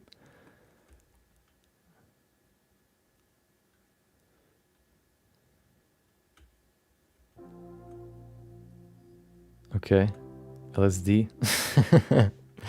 You know, it's you know, I don't know how to say it, like, you can either believe people that, you know, have taken drugs that say like, oh well, it's gonna change you, or it's gonna, you know, show you new gonna show you new parts of the world, but then it's always like, well, but like, why? Do you need to see that part of the world, or do you, I don't know, it just seems like, you know, exactly, I prefer Blender. Blender will show you another part of the world that you've never seen before. Welcome back, Jordan. Hope you had a great Wednesday. Still working on the animation, refining what we've done yesterday.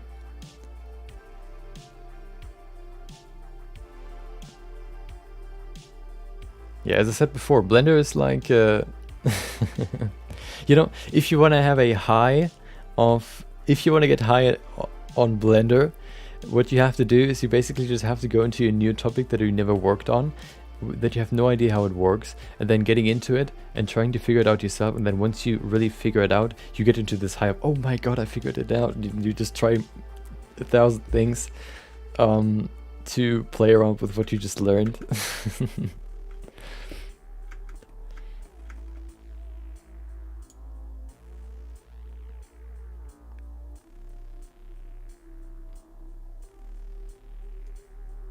What is that? Why is there another keyframe? There's no keyframe.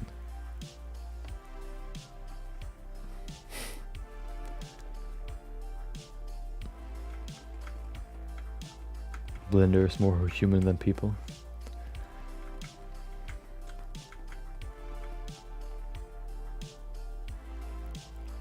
Oh, the moth animation? Yeah. Or when we did the flower in with geometry nodes, trying to figure out how geometry nodes work, and trying to figure out, you know, different rotations, different, using weight painting for a gradual decline of scale and all that stuff.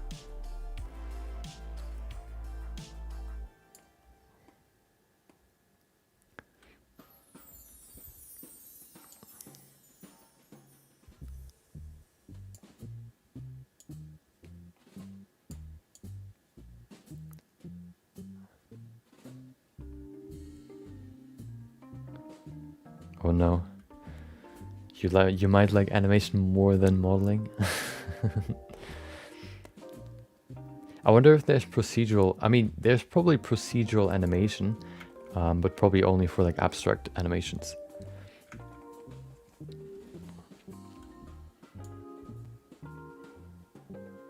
What do you mean with base concept of animation? Do you mean explaining what animation is? Oh, okay. Okay, so it might seem weird, but I guess, you know, the only really thing you have to think about when it comes to animations is animations are basically just like transformations. But you do not only have 3 axes, you have actually 4. So you have 3 in Blender, of course. If you have like 2D animations, you have only a 2, and then, you know, the number 4 still. So you have in Blender, you have X, Y, Z, red, green, and blue for the first 3 axes. And then you also have the 4th, which is the time, which you have in this timeline. Which means for transformations, you can animate a transformation like, you know, scaling a cube bigger or moving it from one position to the other by basically saying, okay, the cube will be, okay, the cube will be scaled on the x-axis by ×2. What you have to do is you have to basically say, okay, on the 4th axis 0, so where the timeline begins, you set a keyframe saying, okay, the cube is this big on that at that time frame. And then you go further in that time, or you say, okay, well, I go 2 seconds, you know, I skip 2 seconds, and then, or I go to second 2, and then you set another keyframe with this X scale set to 2. What that means is basically now you have 2 keyframes, one at 0 and one at 2. One parameter is at X, or the X parameter on the first keyframe is at 1, and the second parameter, or the X parameter at second 2 is at 2. Which means then what happens is that the cube basically transitions from scale 1 to scale 2 in that time frame that you set. So from second 0 to second 2.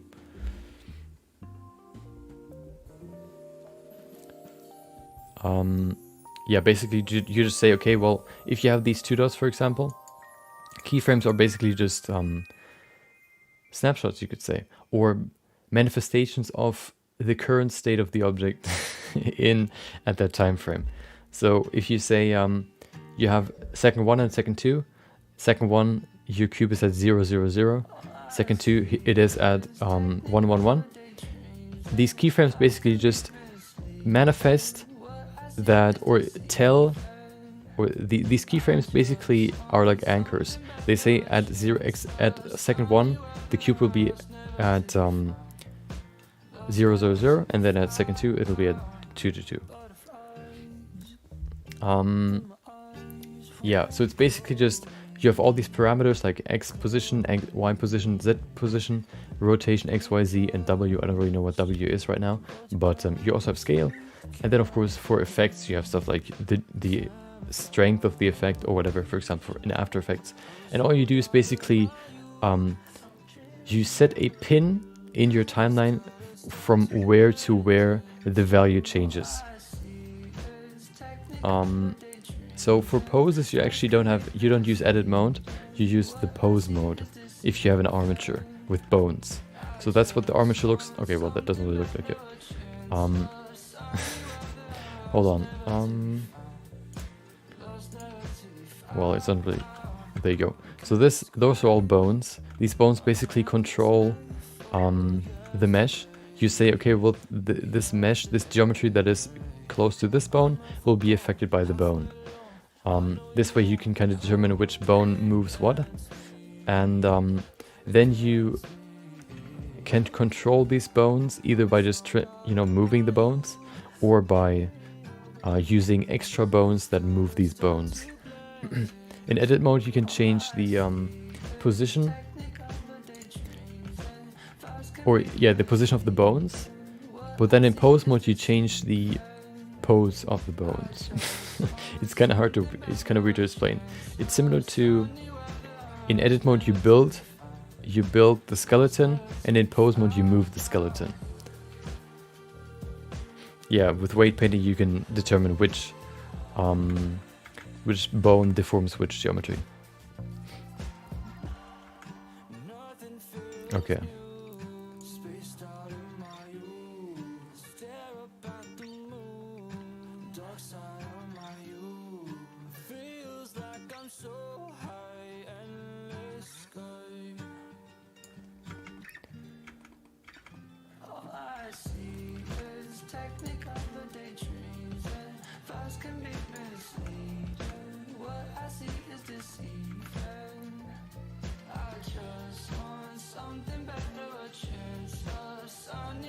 What is that? Why is the foot down up there?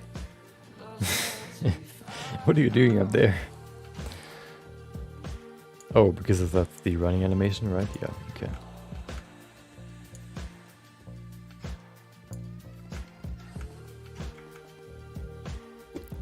Yeah, keyframe, I mean, animations can be weird in the beginning because you don't really know how to even, how do you even move something? But once you know the basic principle, that's basically all you really need. Then you basically just have to, I guess, learn or experience what that principle actually means to understand how you animate stuff. That even just effects basically mean changing, for example, the saturation or changing the transparency and combining multiple, I guess, changes in the properties creates that effect. Okay, let's do this. I'm going to detail this some more. We also, hold on, we probably didn't animate these pieces at all. Yeah, we didn't, okay.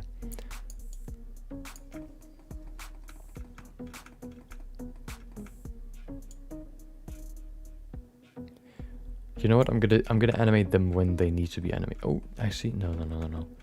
We're not gonna do that, because then that might lead to some weird looks. Okay, there you go.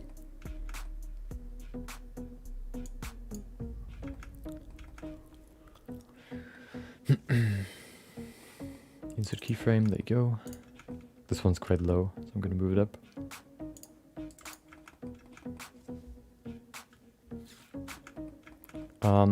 So the IK is being built while rigging.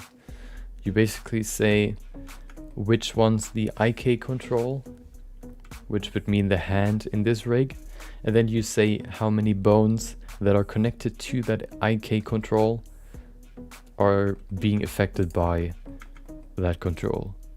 How long the chain is, basically.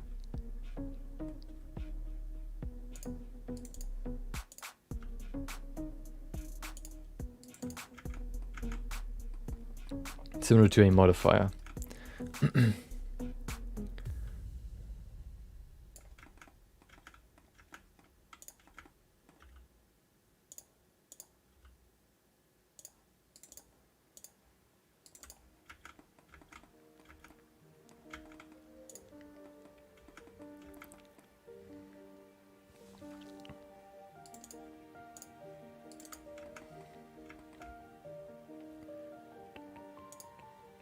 There you go, that's the next one. Is it? Yeah, it is.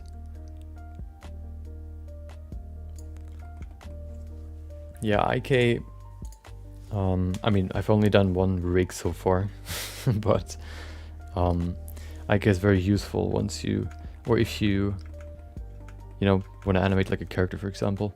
It's not really that hard. Yeah, it's just, if you follow a tutorial, it shouldn't be too hard to set up.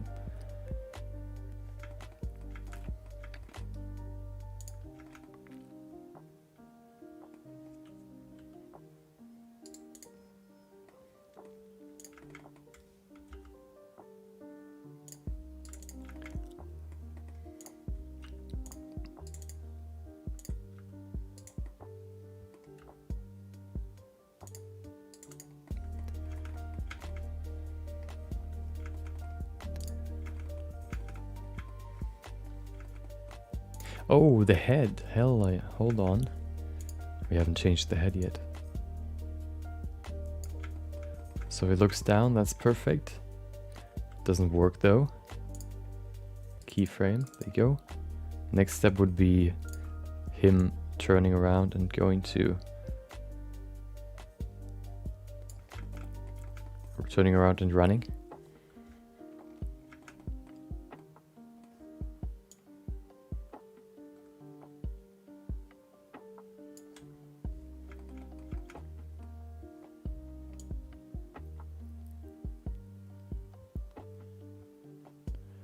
Which means he would have to look up, not down, to see where the letter leads, basically. So I'm gonna pull it up like this.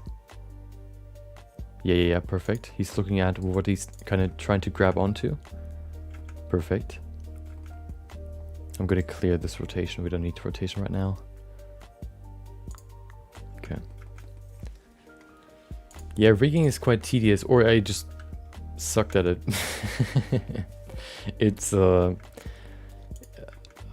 think you can create a rig pretty easily from scratch, but there are a few things that you have to keep in mind to make it easy. So I had a few problems with my rig with him, just because the geometry didn't really support deformations in a way that I wanted it to do, which meant that I had to do some compromises. Which of course I only really realized after playing around with, with the settings for quite a while.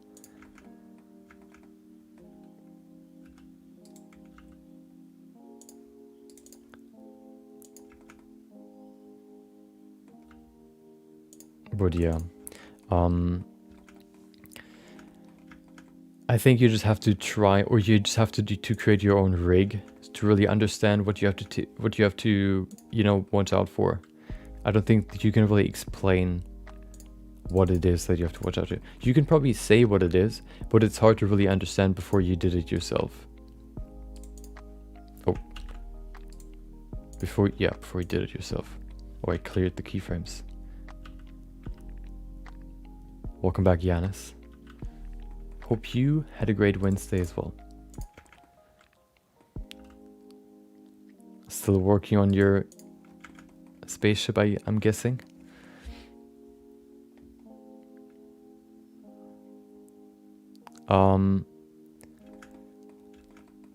So I don't know to your question, Yanis, whether or not I fixed it. It seems to be fixed, but I didn't do anything. So the only thing that I tried was I heard that by using a certain audio track channel, so you can basically, while streaming and recording, you can separate, or you can determine, you have 6 channels and you can determine to which channel the audio goes. You can select multiple or just one, which means you can say that you have, for example, the music on one, which is one input source or one output source. You have the mic, and then you have like the game, for example, or whatever you're doing, which means you can say, okay, well, in the recording I only want it, or in the stream you should hear everything, but in the recording you should only hear, for example, your voice or the microphone and not the music, which is very helpful for example, video, or the recordings, because then you can add you can edit the videos more freely and add music later. And there was some sort of bug like last year in OBS that made it so track 2 actually led to OBS just randomly disconnecting. So what I've done today is I started the stream to see. So I basically just switched from channel 2 to channel 4 and basically just started a stream to see how long it goes. And I streamed for 7 hours without anything happening, without any problems. So it seems like, it seems like the problem wasn't really anything. It seems like it either fixed itself, or I don't know what happened, or it was actually, the audio channel. you have to set up like a filter for your breathing. Of course, if it's not too big. I mean, too loud. Oh, power plant containers. Okay. Is that what type of like ship is it? More like a transporting people, or more for like transporting goods, transporting cargo?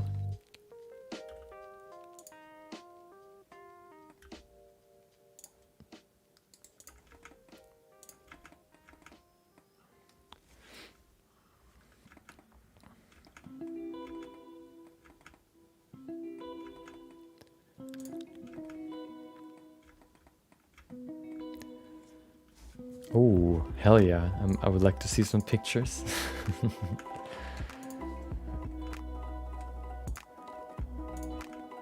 I need proof that you're not lying to me.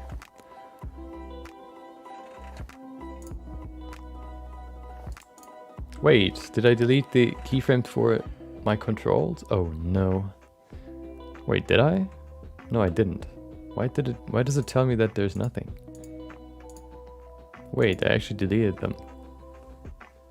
Wait, that doesn't make sense. Wait, it does. Oh no. Okay, let's go back.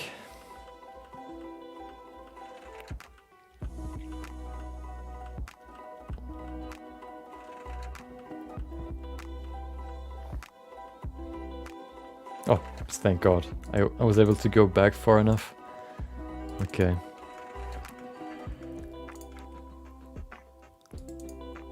Give me a few minutes. Furiously trying to find a free downloadable spaceship model.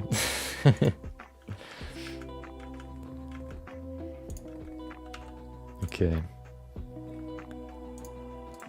Perfect. No, I'm not. I wouldn't claim that. I believe you. Oh, uploading it to Google. Okay. Thought you're gonna give me some screenshots. Or do you want to give me the whole model, the whole blend file?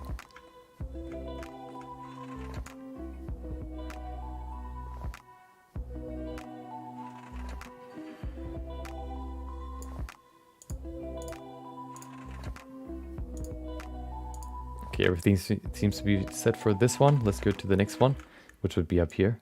Wait, which one is it? Probably, yeah, over here. Right there, okay.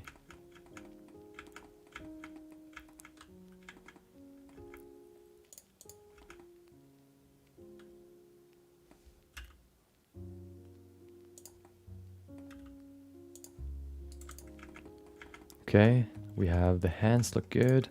This part.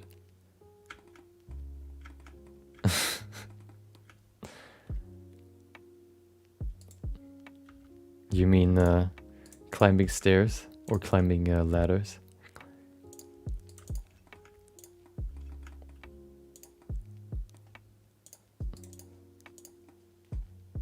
There you go.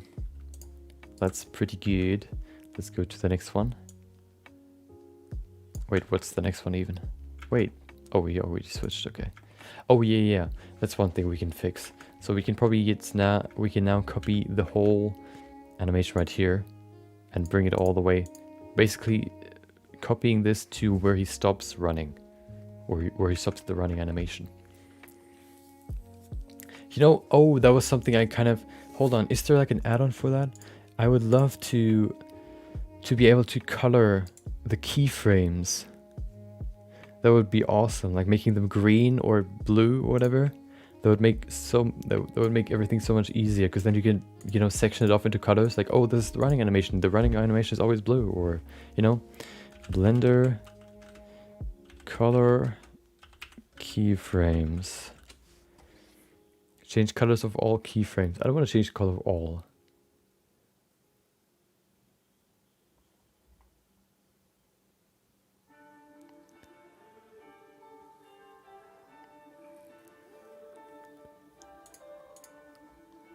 Do you mean when you change the interpolation mode? Then it's non-linear? Or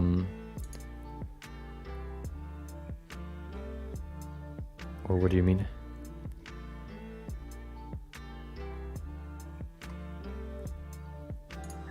Hold on, let me see.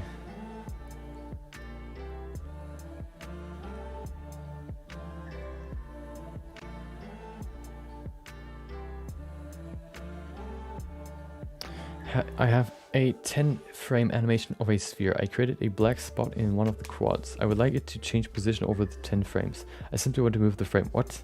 How can I keyframe material colors? Oh, okay. Keyframes. No.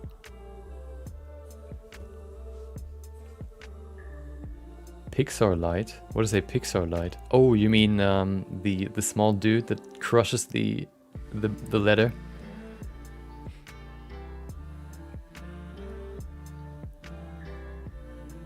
Oh, can you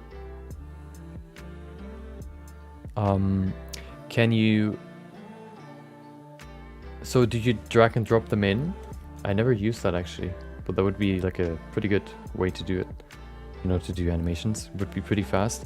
But are they then like bars, or are they like, wait, hold on, isn't that like a, hold on, let me see. That's I've seen it before. Graph editor drive. There it is. Oh, okay.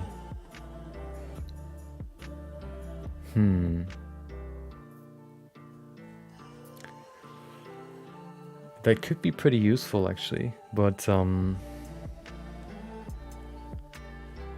wait, okay, so you can move them around. Wait. Or do you have to select them first? Start tweaking trip action. Okay.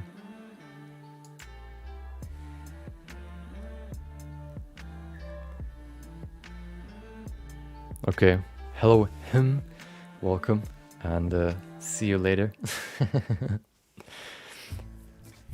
Okay, so let me see if I can figure this out real quick. Yeah. I have to save it first as like a bar.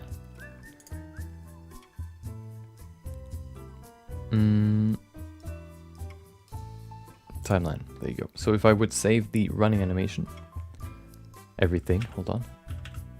Everything. There you go. And then I guess I have to go to here. Post library, nope. Motion path, nope. Wait, what is motion path? So many options.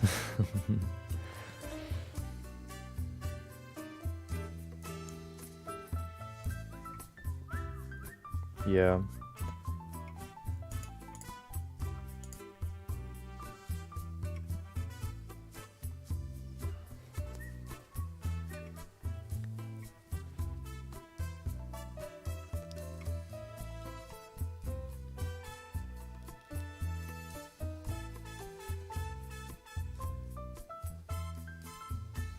Oh, you wanna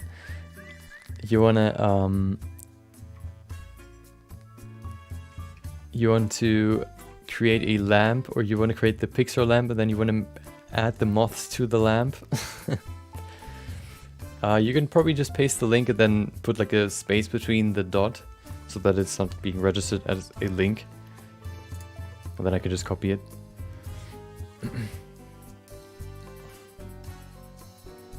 Oh, there it is. YouTube, okay. Hold on. Oh.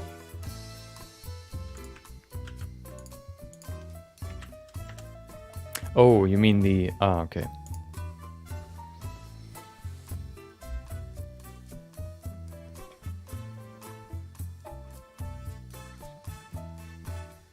Okay, yeah. Yeah, he animates, okay, and then he goes to the sheet right there. Ah, okay.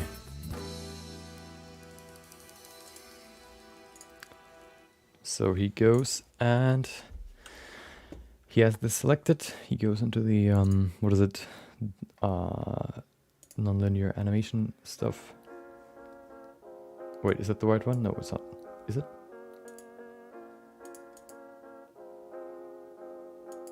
Wait, I have to look. Oh, so he okay, yeah. I don't think that if that still works. Let me see. So because he only has that animation in the in the timeline. Did he select them before?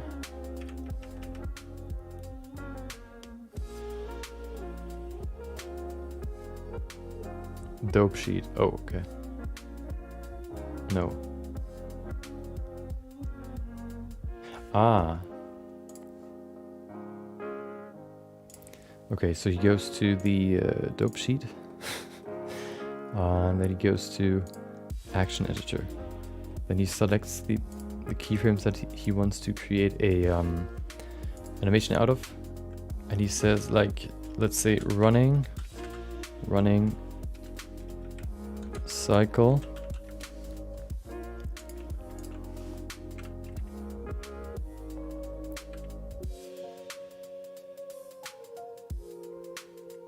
Okay.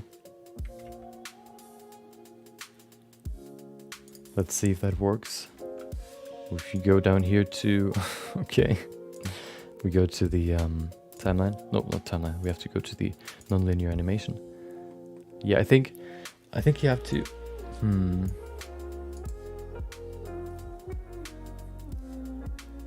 Push down. Ah. Wait, but that pushed everything down, did it not?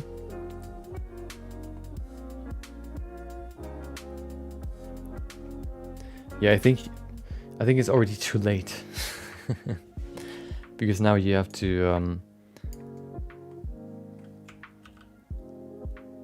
I think it takes everything into account that is right here, right, like in here right now. Not just wait, can I just copy that to a new layer? Hold on. No, okay.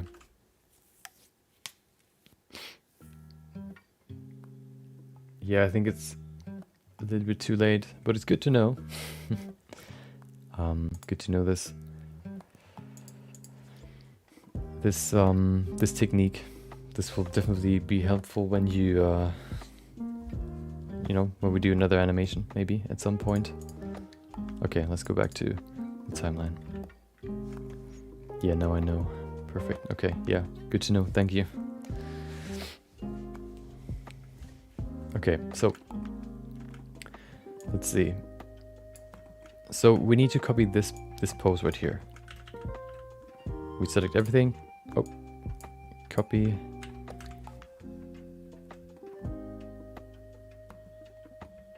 No, we have to select everything except for the upper piece.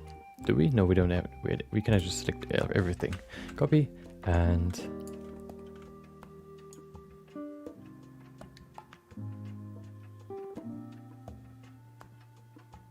right there, paste. Why is it rotating in that direction? Oh no. What are you doing?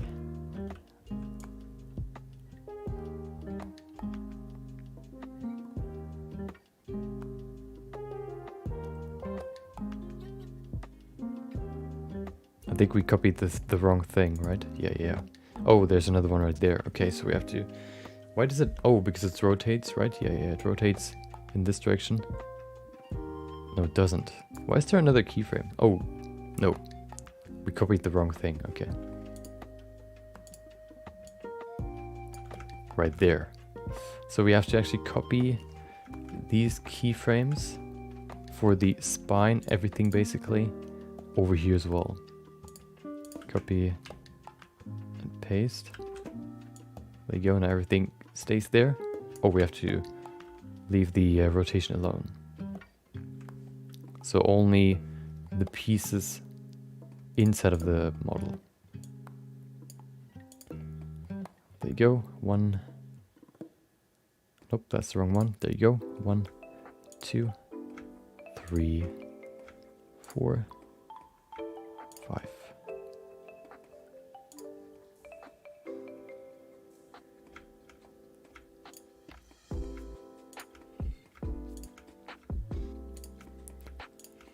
Okay.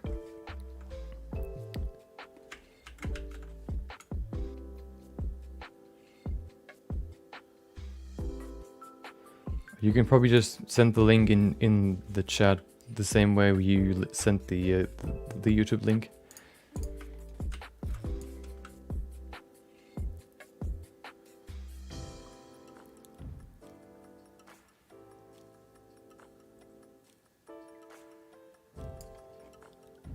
Okay, I'm gonna look at it in a second. Hold on.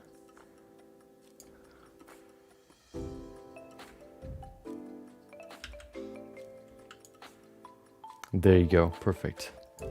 Okay, let's look at it. Gimme.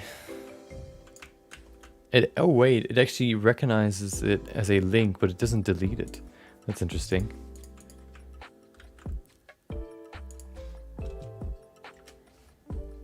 Oh, I don't have access.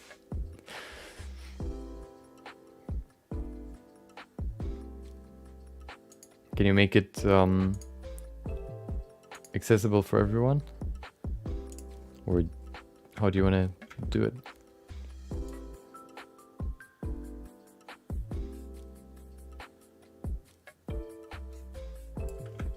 Okay, let's do these pieces here.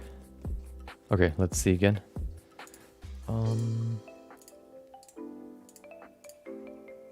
There you go. Okay, hold on.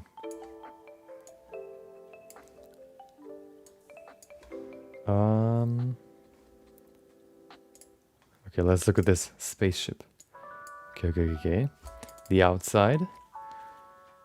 Oh, okay, so it's like it's a sort of carrier. You can see the door is quite small, so this is not like this isn't really the, you wouldn't, you know, sit there, a person wouldn't fit there, because this is like a huge ship, more like a huge ship rather than just like a small cabinet right there. Okay, 100 meters. Okay. With some nice wheels down there as well. Okay, we have the thrusters on the back, on the side. We have an opening in the back as well. I gonna animate it as well in the end. I like the shape, especially like this this wing here. Nice. And then we have some interior. This looks very cool. I like the detail. Okay, nice. Thanks, Google. Thanks for not zooming in. Hold on, can I? Oh, wait. Yeah, I like the detail. Details. Do you already have interior, or is that what you're working on right now? Or is that the interior? Wait, is that like the engine area? Is that inside of the ship?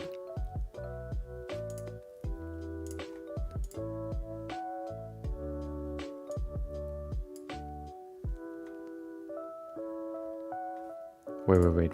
Where could that be? Hold on. Where's my... Oh, there it is. No, that's a new component, right? That you can then add to the ship.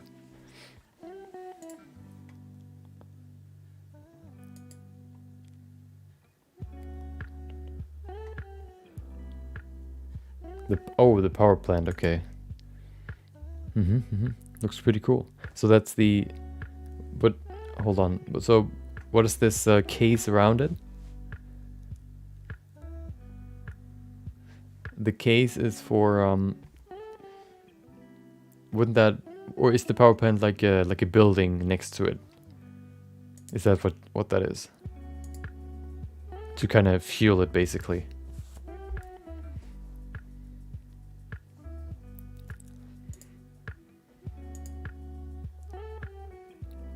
Yeah, I know, it's inside the small box, but is it, you know, or is the power plant still inside of the ship, but just, you know, in this box as well?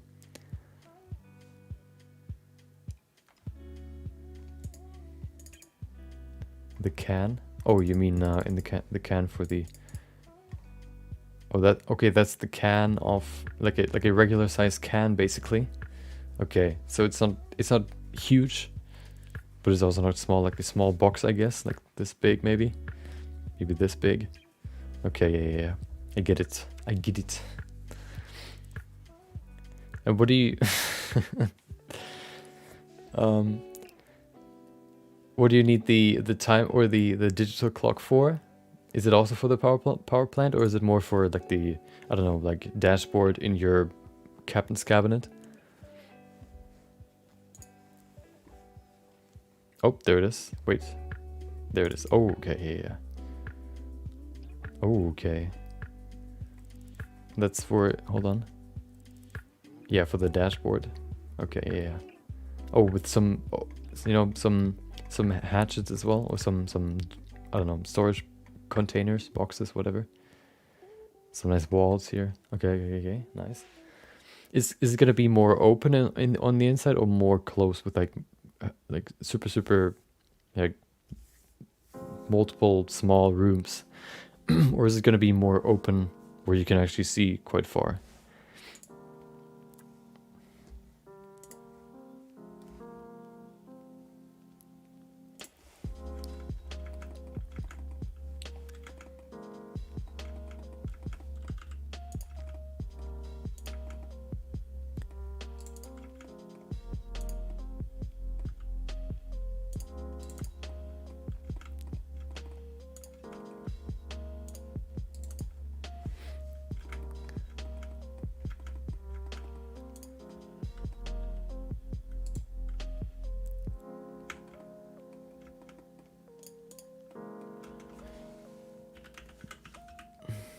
Wait, I can actually go to pose.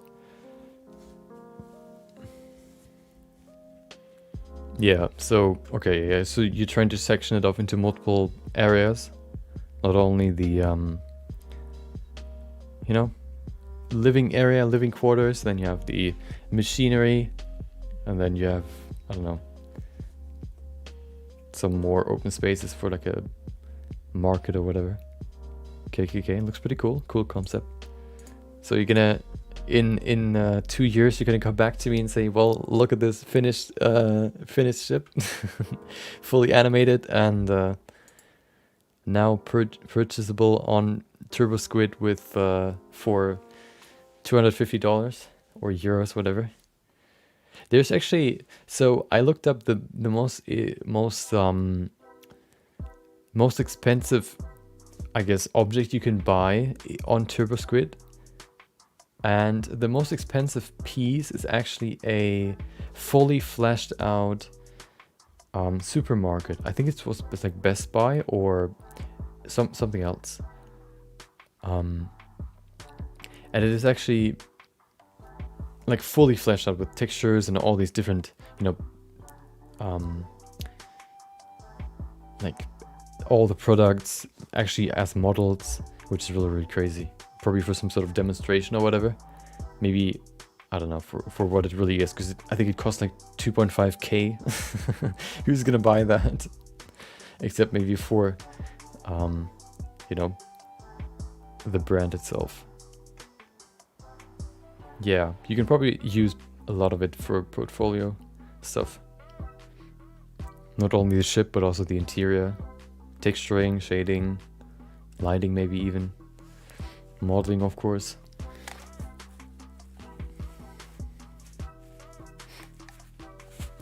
Okay.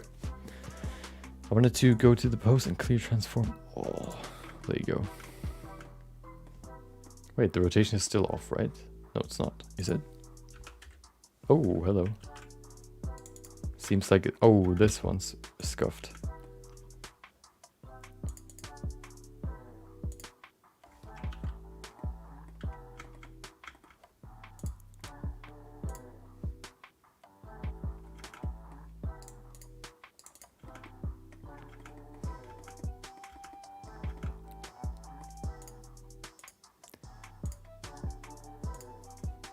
Okay. Oh, so okay, yeah. Sounds pretty good. Sounds like a plan. I usually am not really somebody that likes to work on projects for like a year or so. I need change. But you know, it can probably be very satisfying working on the same thing and seeing it getting, you know, bigger and bigger and bigger and bigger, and then at some point even finishing it.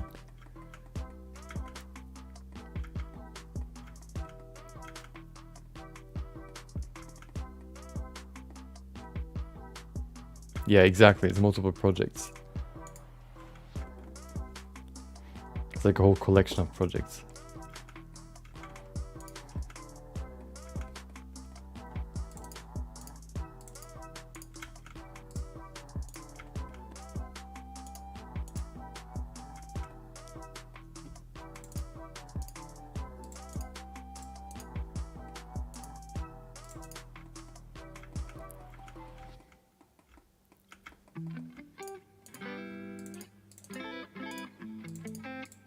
Okay, so there you go. We have that.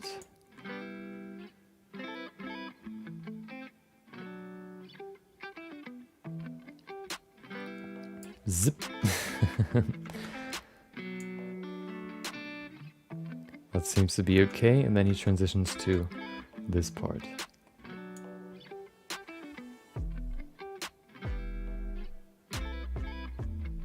Which begins right there, right? Yeah. But that looks pretty good. Does it? Hold on.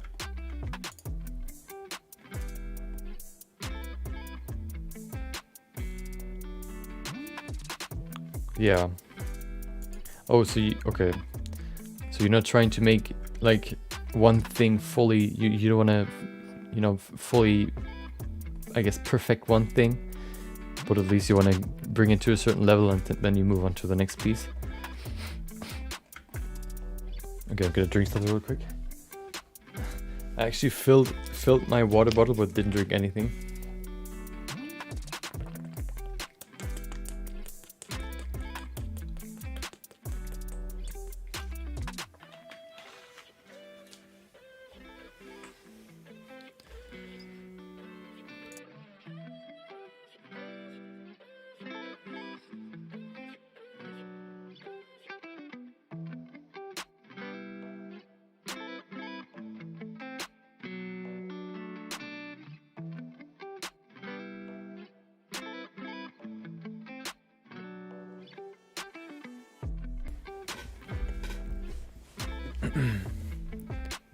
Oh, a logo as well. Do you have your own logo, or do you gonna make just like a fictional logo?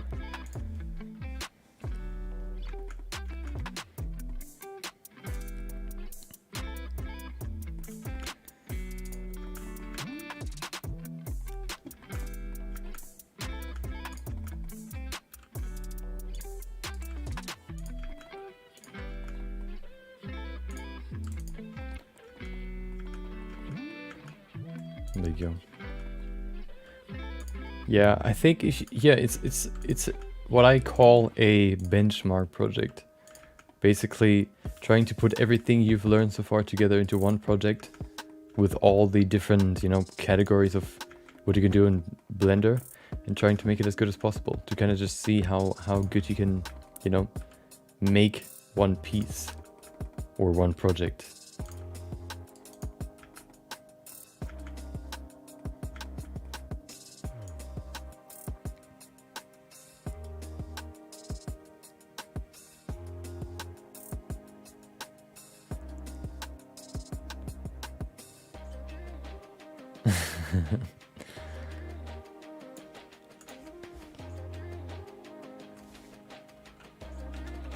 There you go.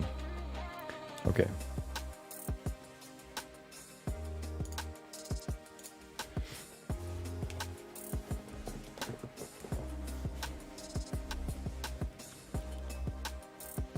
Oh, okay. So yeah, okay. So you're gonna give him like an ID, so you know which part is which. Or yeah. Okay, so I think what we can do now is we can basically copy this animation piece here to the parts where we need it.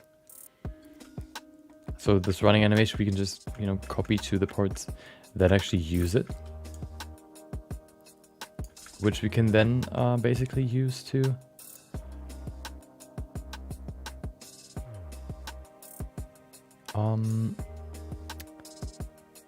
yeah, create the first few detailed animations, and then once we have these running animations in place, we can transition from the other transitions back to that running.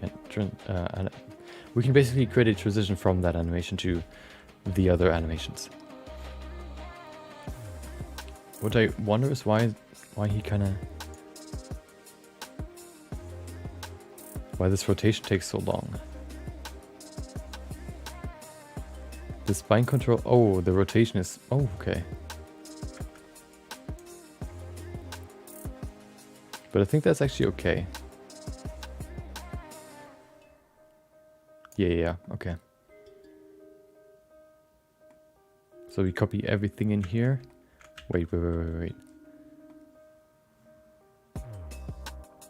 We copy everything from here, right? What if we, yeah, let's see if that works. So if we copy this over here. Yeah, he still runs. Okay, perfect. Which still looks weird. Why? Is there one thing we forgot? It looks good. Oh, the head isn't included, is it? It is, but it's animated wrong. Falsely, or whatever.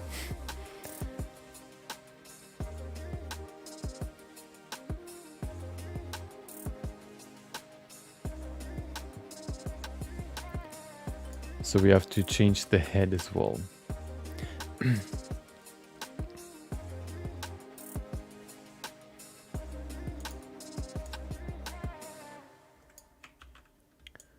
Move that forward to this piece here. Perfect. Bring it to the end as well so we can finish the cycle. Oh. There you go. Oh, hello. Okay. Then we need to change the head. So this will be the clean running cycle, where the head actually rotates perfectly, or where the head just looks forward, which means we have to move this up here. Well, we can probably just delete it, or if we don't need to delete it, we can just copy these keyframes, because these keyframes look good. We don't need these keyframes. Do we need them? Why are they there? Oh, because we it is used for this part here. Okay, so we don't need them here. We can delete them. We can bring these keyframes further forward, and then we can copy them to the end of the cycle. Okay, perfect. Now he runs like a Chad.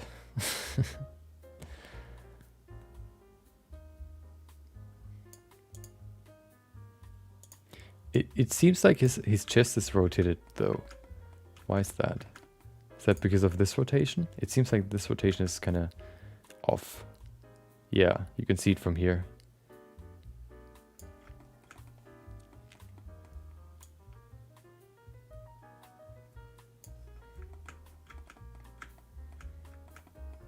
So we need to keyframe it straight again. Oh, hello. There you go. Fixate the camera. What if I just reset this? Clear transform, rotation. Okay. There you go. That's probably better. Yeah, that's better.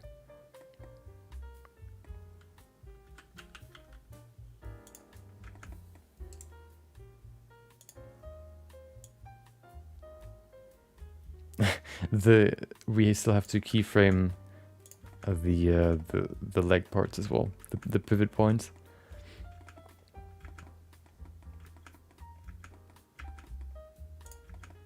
Okay.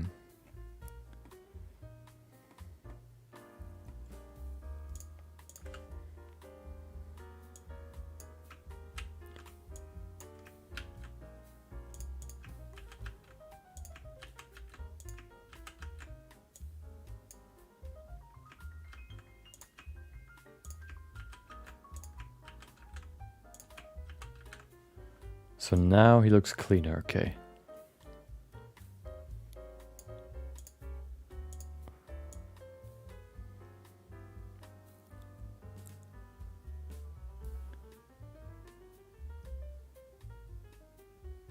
Next up would be the pivot points. Wait, they're already animated. Oh, but the leg pivot points aren't. Okay, that's the problem.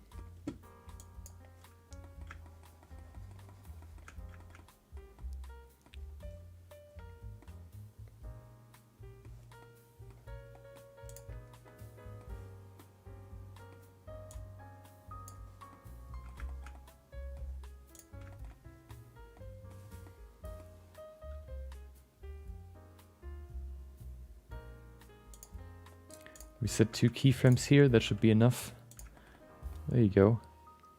Perfect. That should be good for now. Maybe we can move this one closer to the center. There you go.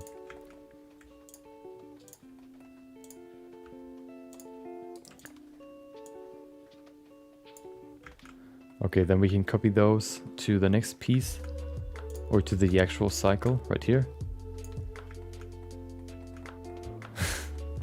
The graph editor, you mean? Hold on. Here.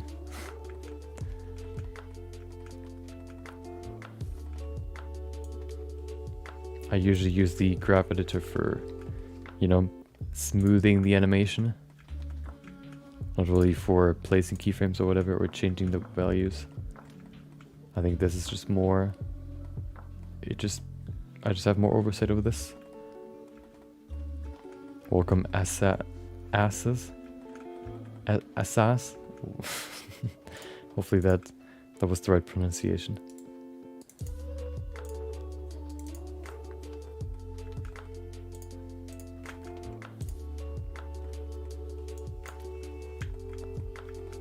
There you go.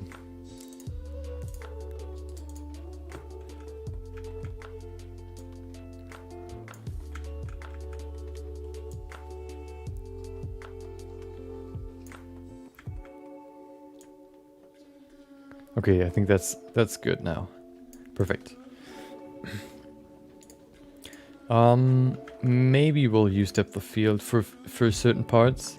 For example, if you go through the shots, we're probably not going to use it for this.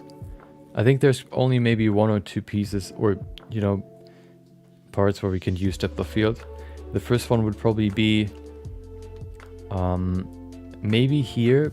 Probably not, because you're supposed to see him and, you know, the door. But then once he reaches this part, maybe once he turns around. But I think we're just gonna leave depth of field out of the animation. I think it doesn't really serve a purpose. I think it just looks weird if there's... Oh, okay, generally I use depth of field. Especially for... I usually don't really use it for like quick renders for the quick sketch, for example, but I use it for stuff like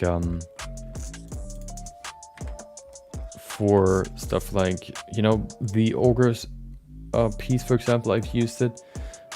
You basically use it for basically making anything look more, I guess, realistic. Or setting the focus point on a certain object. That's why when I usually use it, not really when I just, you know, render a piece, because usually you want to see everything of the piece, because it's supposed to show off the sculpt itself, and not really the render isn't really a part of the piece necessarily. So if the render is part of the piece, basically as if it's like being shot like from like a real camera, then I basically use depth of field. Other than that, I probably don't.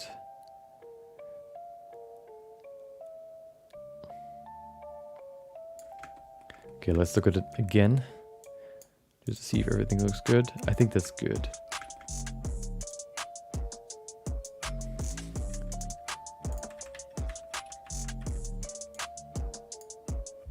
Wait. Oh.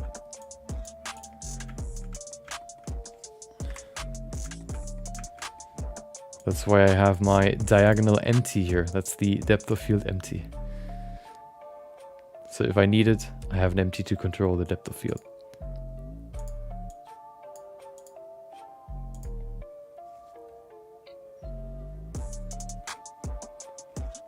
Do you mean for your ship renders or in general?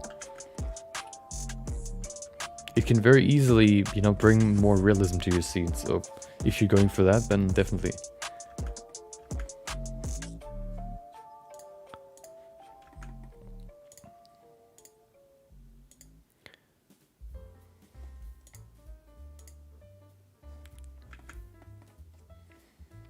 Okay, now that we have the perfect loop, we can now copy it to other parts. So I'm just gonna select everything that we have in here and use the summary. So it means we should now be able to just select this and copy it, copy and paste. Oh, please can you select everything? There you go, and now we should run again like a champ. Perfect. Okay. Oh, okay. What is that? I've created a monster. Okay, that was interesting. So we could loop this now, but I think I'm not going to do that. Or, So the running animation we made from scratch. So this part here. Wait, this.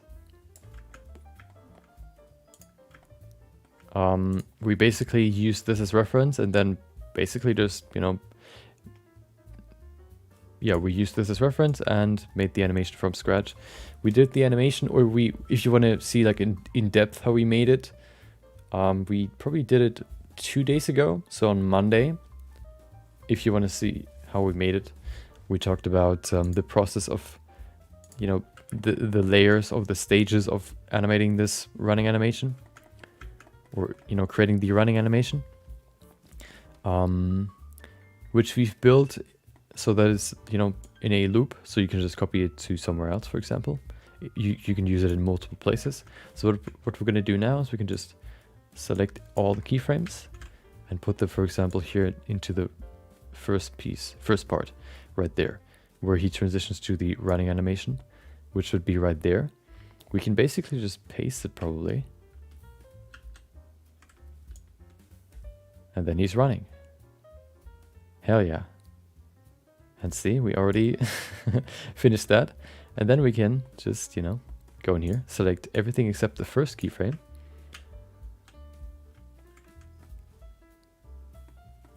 And you can go in here and paste. Nope. Wait, how far do you have to go? 2, 1, 2. Okay.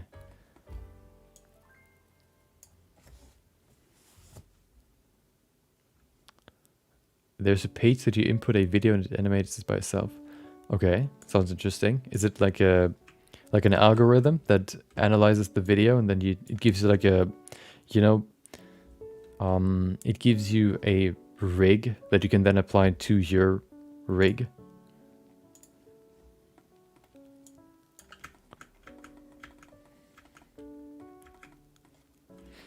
Yeah, deep motion, similar to, yeah, all the deep analysis, where you have like a, you know, for example, what is it, deep faking is similar probably, where you analyze, yeah, using AI to create new creations by grabbing old, or by using references that will be analyzed to create the new piece. Yeah. Oh, okay.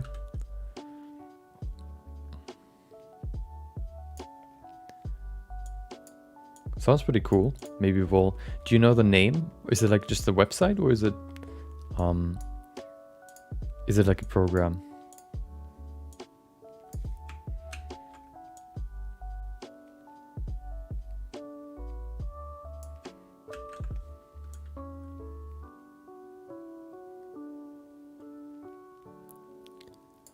Okay. Interesting.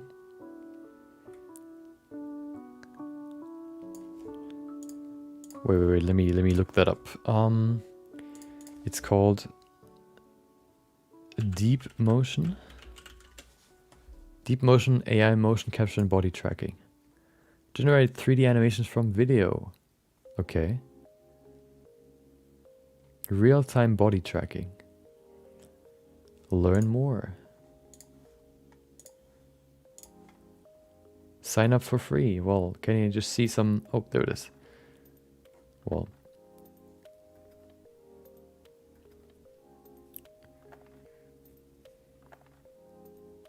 You gotta love the drop shadow that is 10 meters behind the shadow object. Okay.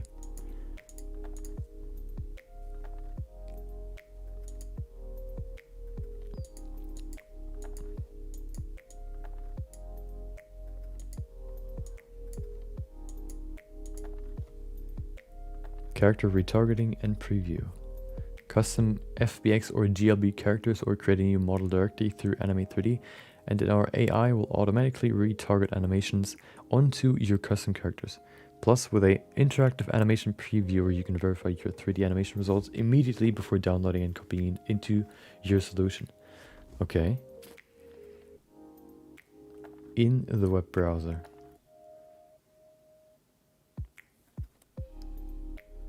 You can try it for 30 days. No. Oh. Receive 30 free seconds every month. Okay.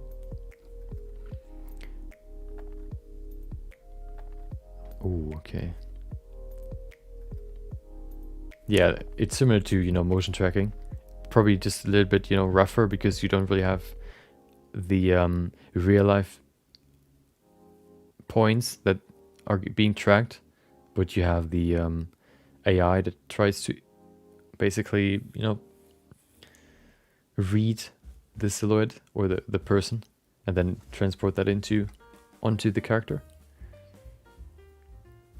So this one is quite rough, but yeah, if you have very clear silhouettes, it probably works better than having, you know, something if you just play around in the middle of your body, for example.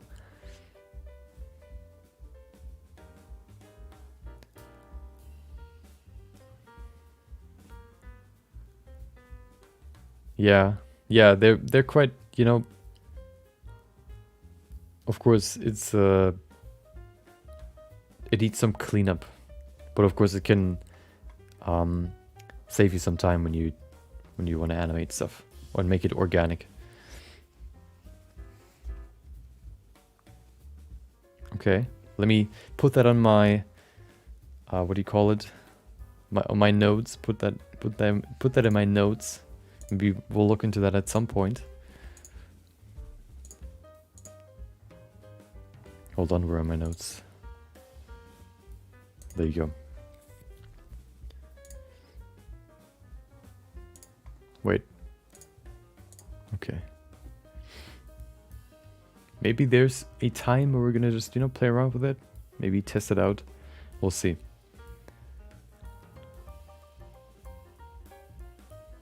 Yeah, it's similar to motion tracking. You get like so many keyframes that are sort of inaccurate, so you have to clean it up yourself. But that is probably, you know, just the basic, you know, motion tracking process.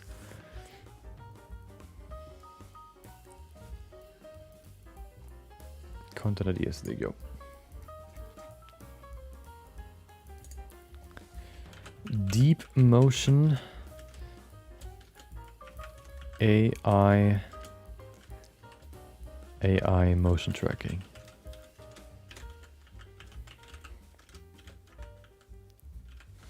Okay. Hell yeah.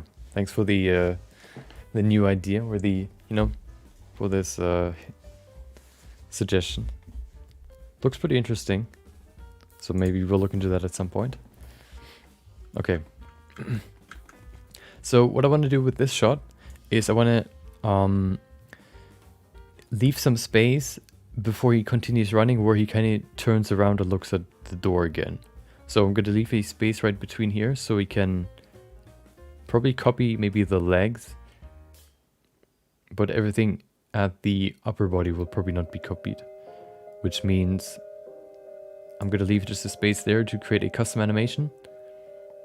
We're going to continue the running animation over here, all the way up to the end. Oh, that's probably too far.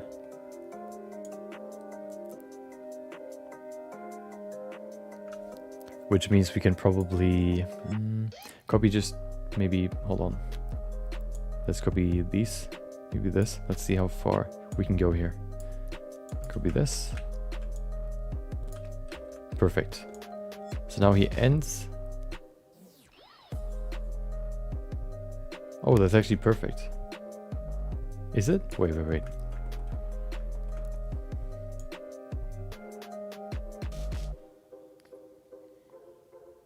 Yeah, sort of. We can probably clean that up.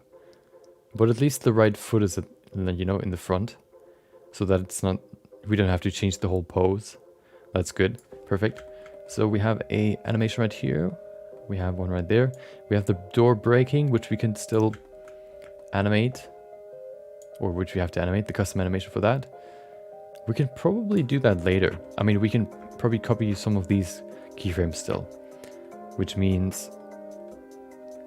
One thing that I want to do though is I want to kind of set a marker to where the loop begins and where it ends, so I can just copy it easier.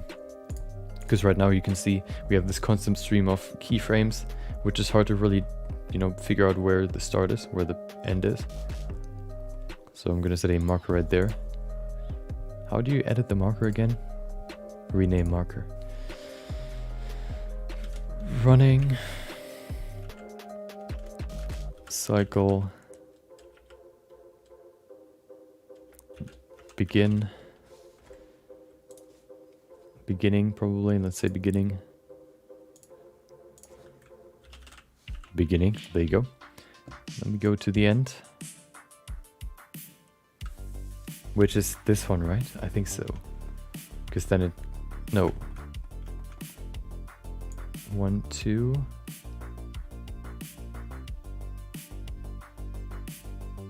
It's this one. Yeah.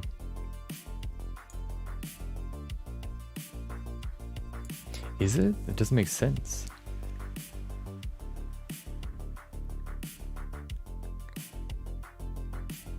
It has to. It does. I think so. Let's put it here. Let's rename it. Let's call it running cycle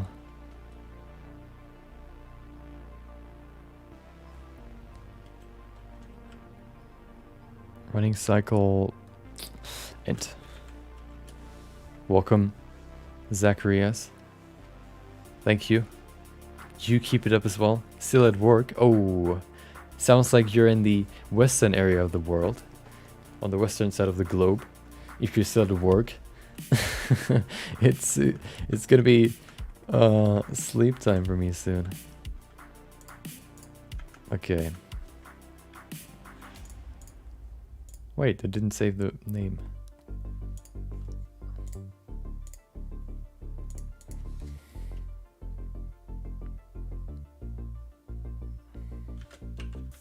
So this definitely saves a lot of time, of course, because you can, you know, we basically filled almost everything.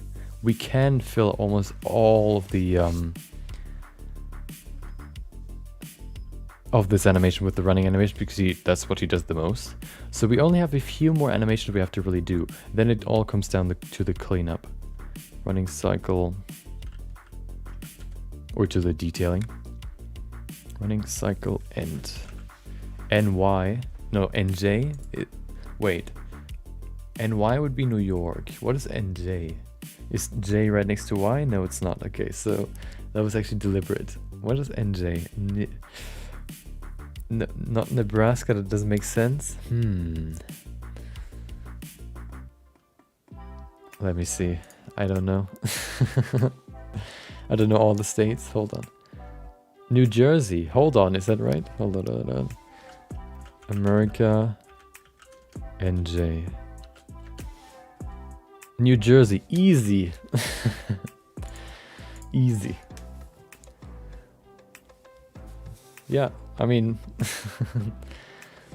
we figured it out. So it's all good. Okay.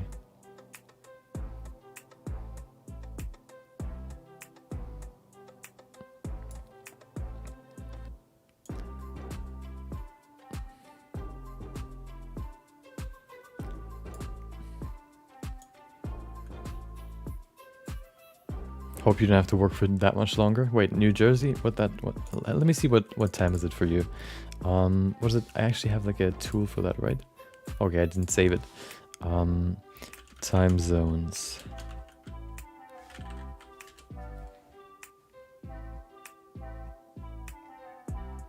There it is. Every time zone. It is 23 for me, and for you that would be. What time would that be? Hold on. Oh, it's 9 a.m. for New Zealand. Australia just woke up. It's 7 p.m. for them.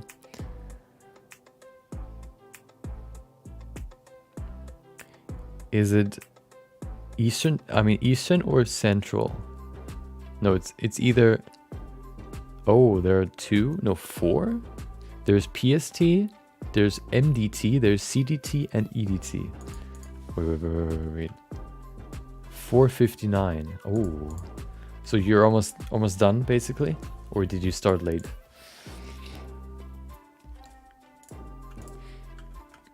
I usually end at 4 p.m.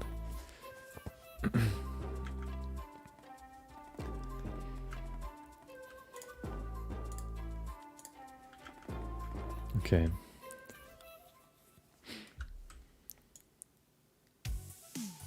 Nice.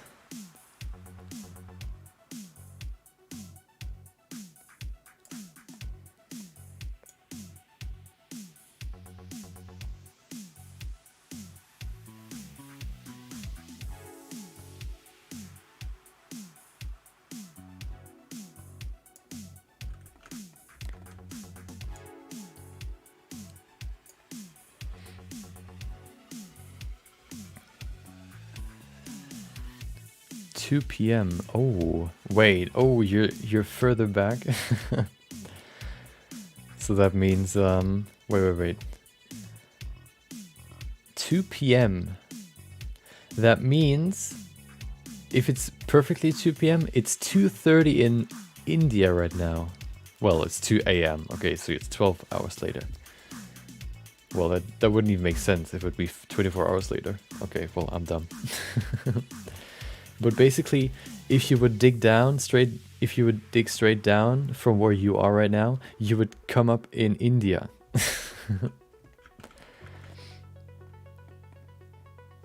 Just a quick fact.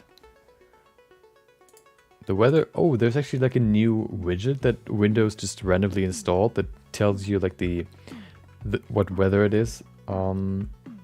Just at the bottom right in the taskbar. It is 20 degrees with a lot of clouds. Is it horrible? I think it's pretty good, but it, I didn't ask for it. But it at least doesn't annoy you too much. It's just like a little bit more text at the bottom right. It's not like these other widgets that like I remember back in the day, like in Windows XP, when you had these horrible widgets where you would you had these flying windows everywhere and you had to push them around or just close them to get rid of them, like the clock, and then you have like a calendar, and then you have like a notepad and whatnot. All these absolutely horrific, horrible widgets that nobody used, or you used them back in the day because you thought they were cool and you might use them, but you never used them.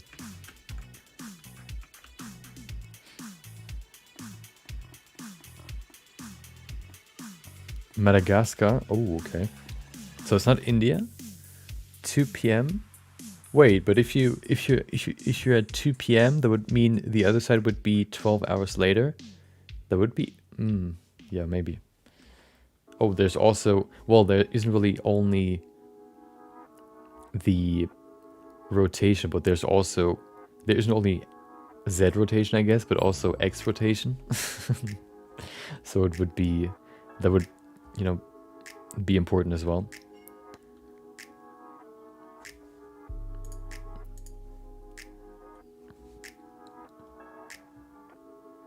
$115 American temperature units. And let me just quickly convert that.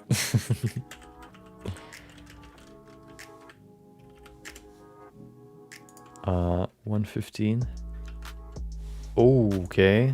That's quite a lot. 46 degrees. Oh my god. I think we I don't think we ever had that much. I can't remember, but I don't think so. That's pretty crazy. -30? I don't think that's right. I think he's... Wait, what did you type in? I just googled Fahrenheit in Celsius. Yeah, 46.111. How did you get -30?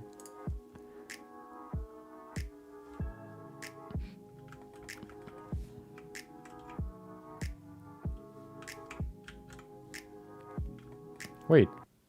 Oh.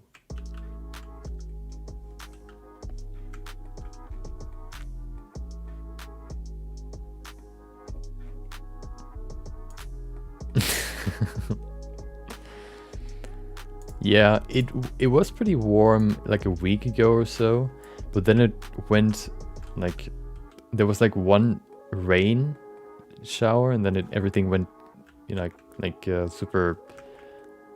super cold again. So now we're like we're just hovering over the 20 degree mark.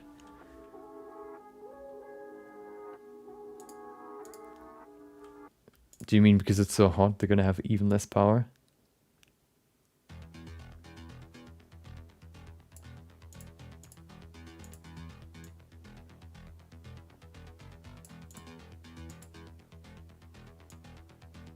Oh, that would, you know, that's what I always say. It is easier to compensate for cold weather or for cold temperatures than it is for warm temperatures. You know, you can make yourself warm by wearing more clothing or, yeah, I don't know, putting on a fire. But it is way harder to make, you know, cool off. You need energy for cold water. You need energy for, I guess, like a ventilator, like a fan. You need energy for anything that makes you cold. Or except, yeah, maybe even for like for the freezer, you need cold water. I mean, energy.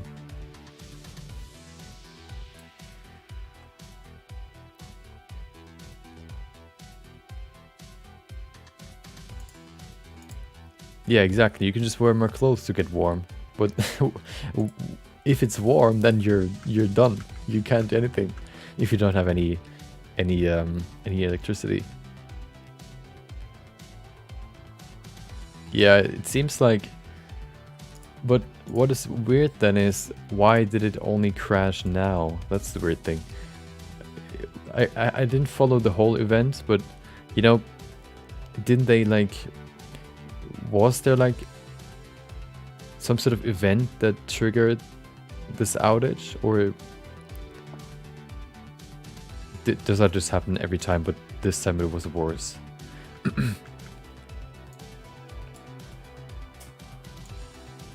Yeah, you can wear like 7 sweaters, all possible. But it's not possible to just, you know, warm up by, I don't know. You can't strip off your skin.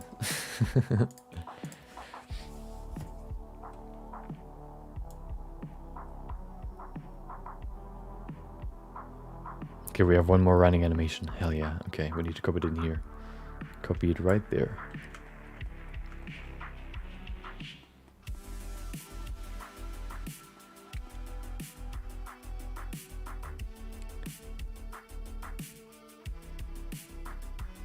I mean, well,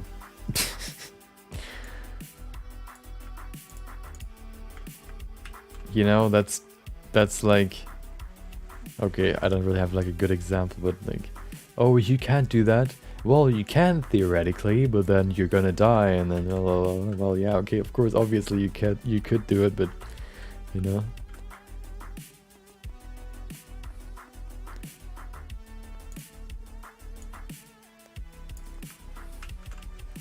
Smarty.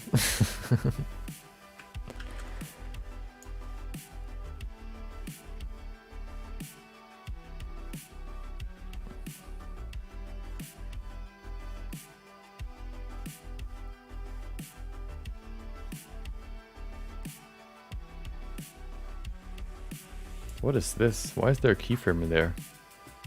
What does that do? Who cares? We need more.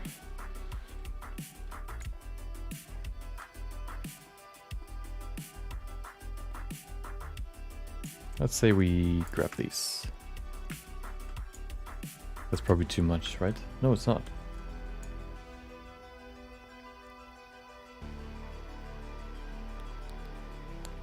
Oh, that's perfect. Wait, is it? Maybe.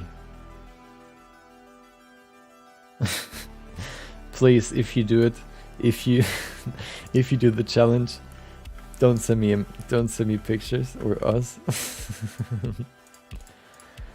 You know, so that actually, you know, talking about challenge accepted, that is so dumb, but there was, you know, you probably remember the ice bucket challenge, and I had this thought, what about doing the hot or boiling water challenge, boiling water bucket challenge? And lo and behold, you can find boiling water bucket challenges on YouTube.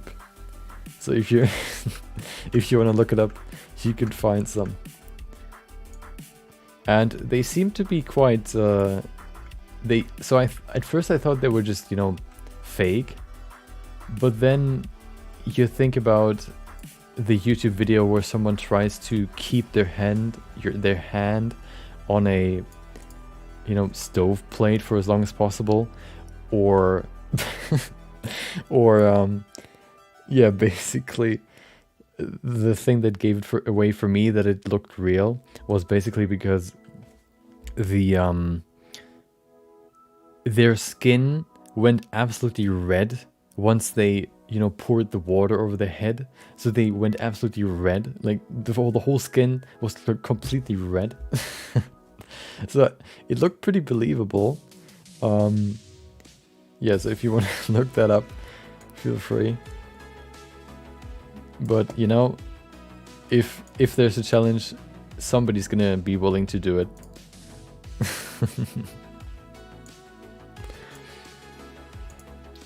Okay, let's look at the next state. Now that we've copied the running animation to all the parts where we need it. Zip. Breaking through, running.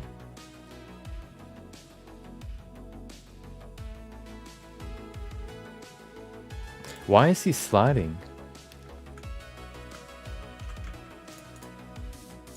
Why is he sliding when he's looking around? That's something that I don't understand. There it is, right? No. X location? What changes? The X location. Wait, is that the X location?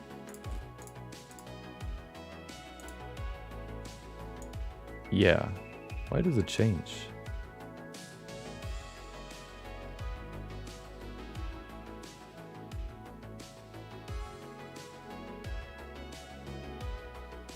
That's weird.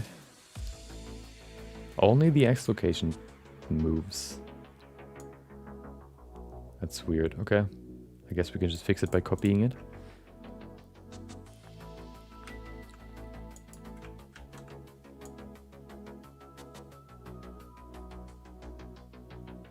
Yeah. Perfect. Okay, let's look at dude. look at it again.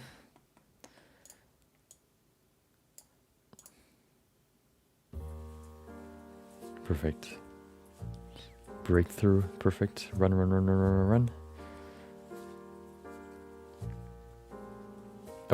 Oh, cool door. Let me push this lever. It doesn't work. Well, let me run through the ladder. Okay, I need to go up the ladder. Okay. Perfect. Run, run, run, run. Stop. Let's get ready to jump. Zip. And we fly to the end of the world. Perfect. Okay. Now we have to fill the gaps. Let's begin by going in here, and you can see he runs through some pipes. So we definitely need to fix that. But I think that's more detail. You know, you can see here he runs through this pipe. We could probably... So one thing we could do, we can just, I guess, add another keyframe that is right here. Maybe. Right there. And just move him over to this side a little bit more. That's probably easy. Let's do that. Where's the... There it is. That's the Y location. Perfect. So if we want to make this more complicated, we could say that he hits the pipe, kind of struggle, or, you know, kind of gets tripped, and then recovers and runs, you know, continues running. But you can't see it anyway, so we're not going to do that. We're just going to insert the keyframe right there. Then he's running around the corner. Yeah, that's better. He slides over, you know, he slides, but that's okay because we haven't really detailed this animation yet. But now he runs. And then we have the next problem, which is right here. You could see it looming in the distance. And... And he just runs through the pipe. I think it's only one, though. Yeah, it's only one. So we have to create a custom animation where he kind of ducks under the pipe as well. That's one thing that I definitely wanted to do. But we're going to keep this running animation for now. We're going to, I guess, edit it, make it custom a little bit later. I want to fill the big gaps first. So stuff like maybe where he runs around the corner. Basically transitioning from this animation, or basically creating the running around the corner animation. Then you have this running animation, and then the next one we would have to do would be the breaking through the door animation and falling and picking himself up. Then you have the running animation. We have running while looking behind him, which we probably need to shift a little bit because we definitely need to. Oh yeah, we have to change it one thing though, which is we have to move these all the way to here, 1, 2, so that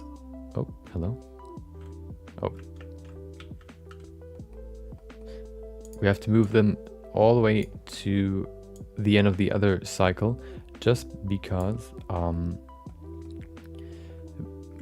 otherwise I'm not sure if we can create the running animation in a way, or I'm not sure if the running animation where he turns around will end where the cycle begins. So what I'm going to do is I'm going to change the cycle to make it custom. So we're going to move this further forward, and then we're going to basically add a little bit more to the end. So that's the end, right? No, it's not. That's the end. Yep. Perfect, okay. Okay, perfect. So now we're going to copy a little bit more over here, which would probably be like maybe these. Yeah, let's use these. Copy. Paste. Perfect. The problem is now we have to see again if the right foot is forward. Seems like it's not.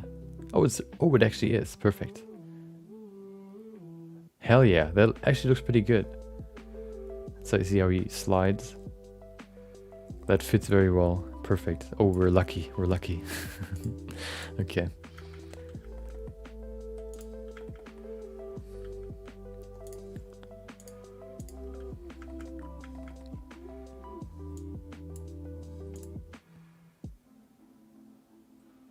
Yeah, that's perfect. Hell yeah. Nice. Okay.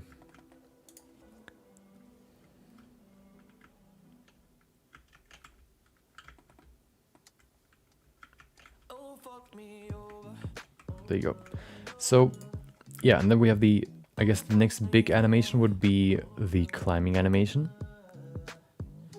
Or maybe we could also say like this, when he tries to push the lever. There you go, doesn't work. Okay, well, let's go to the ladder. Climbing the ladder would be the next one.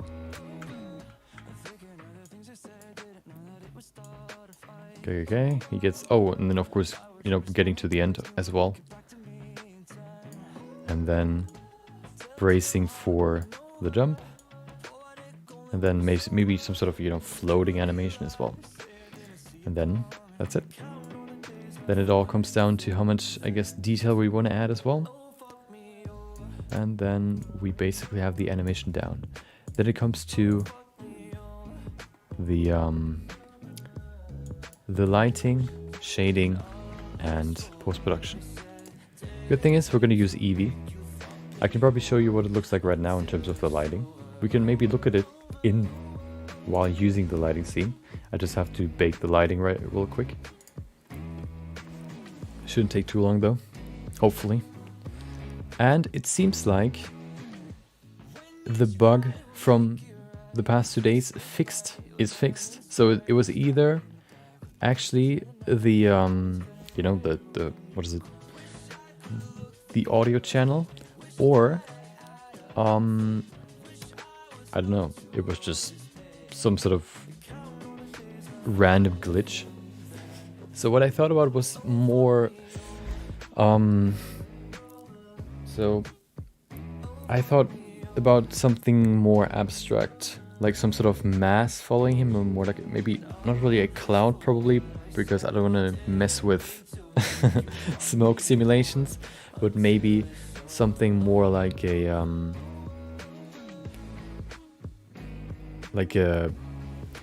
you know, this forest coming and following him, maybe some sort of branches that kind of grow. We'll see.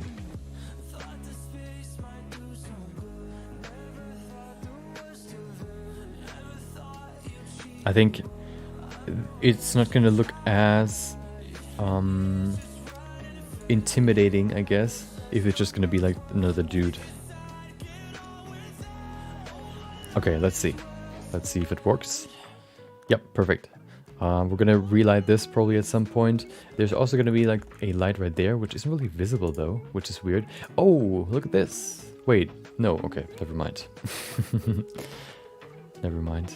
I actually thought I animated this cab that's supposed to rotate. You can see right there. This light. Why do you not see the light? I thought the light is active. You can see the light, but you can't see the light in here. I thought I animated it with a driver, but apparently I didn't. Oh, wait. I want to show you something, James. So, I wanted to show you a cool driver, I guess, trick that you can do with drivers. Which was interrupted by,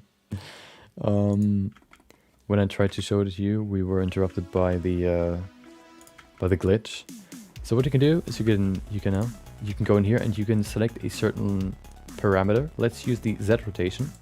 We can then have another object here that is very useful for rigs, for example. If we look at the rig, for example, you can see right here, we have a combination of multiple things. Here we have for the eyelid. Let's just look at the eyelid. The eyelid is not only driven by I think a driver, but also a constraint. You can see the constraints right here. The constraints basically force this piece to stay in this small area right here. So it can only, if I move it, can only go all the way to there or go all the way up to there. It cannot go higher or lower. And this is the standard position. I cannot go to the side. It doesn't let me. It can only go up and down. That's what you can do with, for example, what you can do with constraints. You can say, you know, location, minimum, maximum, -1, 1, and then, you know, you can map that as well. limit location, there you go. But what you can also do is you can tie the bones that are in this eyelid to this piece right here. This is basically just I think it's a bone. Yeah, it's a bone. You can see right here, that's the bone. So the bone, you can change the appearance to this small little cube. And then you can say, okay, these eyelids change their rotation downwards according to the position of this this bone, which means basically the rotation parameter of the eyelid bones have a driver that tells them, okay, the value that has been set in the Z location of this bone will be converted into rotation for the eyelids. I'm going to show you a simple version of that with these boxes here. So if we go in here, we can go to the Z rotation and we can say add driver. Oh, edit driver. You can then have this, you have this new window. You can leave it at scripted expression, and then you have the formula. You can either change it, or you can leave it like this. So this basically means variable plus 0. What that means is, that's the standard formula. What you can then do is you can define what the variable will be. Basically, what value will be applied to that parameter. Right now it's at 0. Because it's variable plus 0, 0 plus 0, basically because there's no variable. But if you say object, wait, I need to rename this. Let's call it AAA, so we can find it very easily. There you go, we go back to the driver. We can say which object? Well, let's use AAA. And there you go, it already changed the rotation.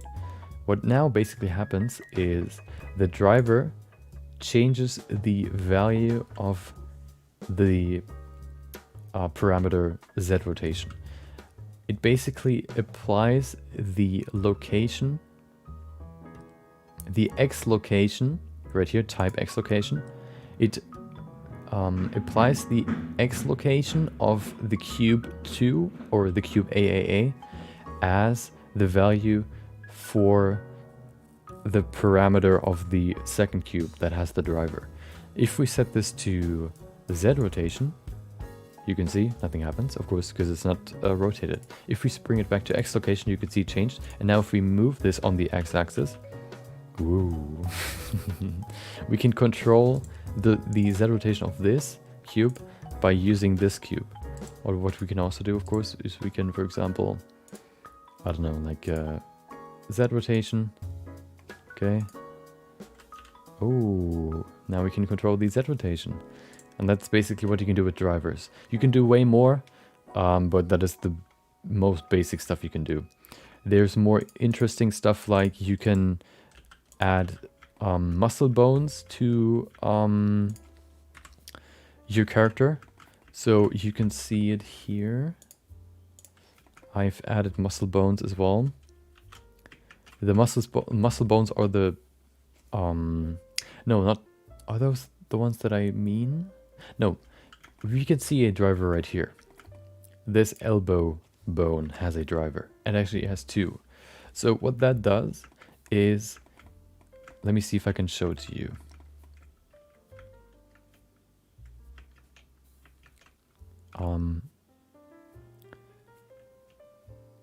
How do you, there you go.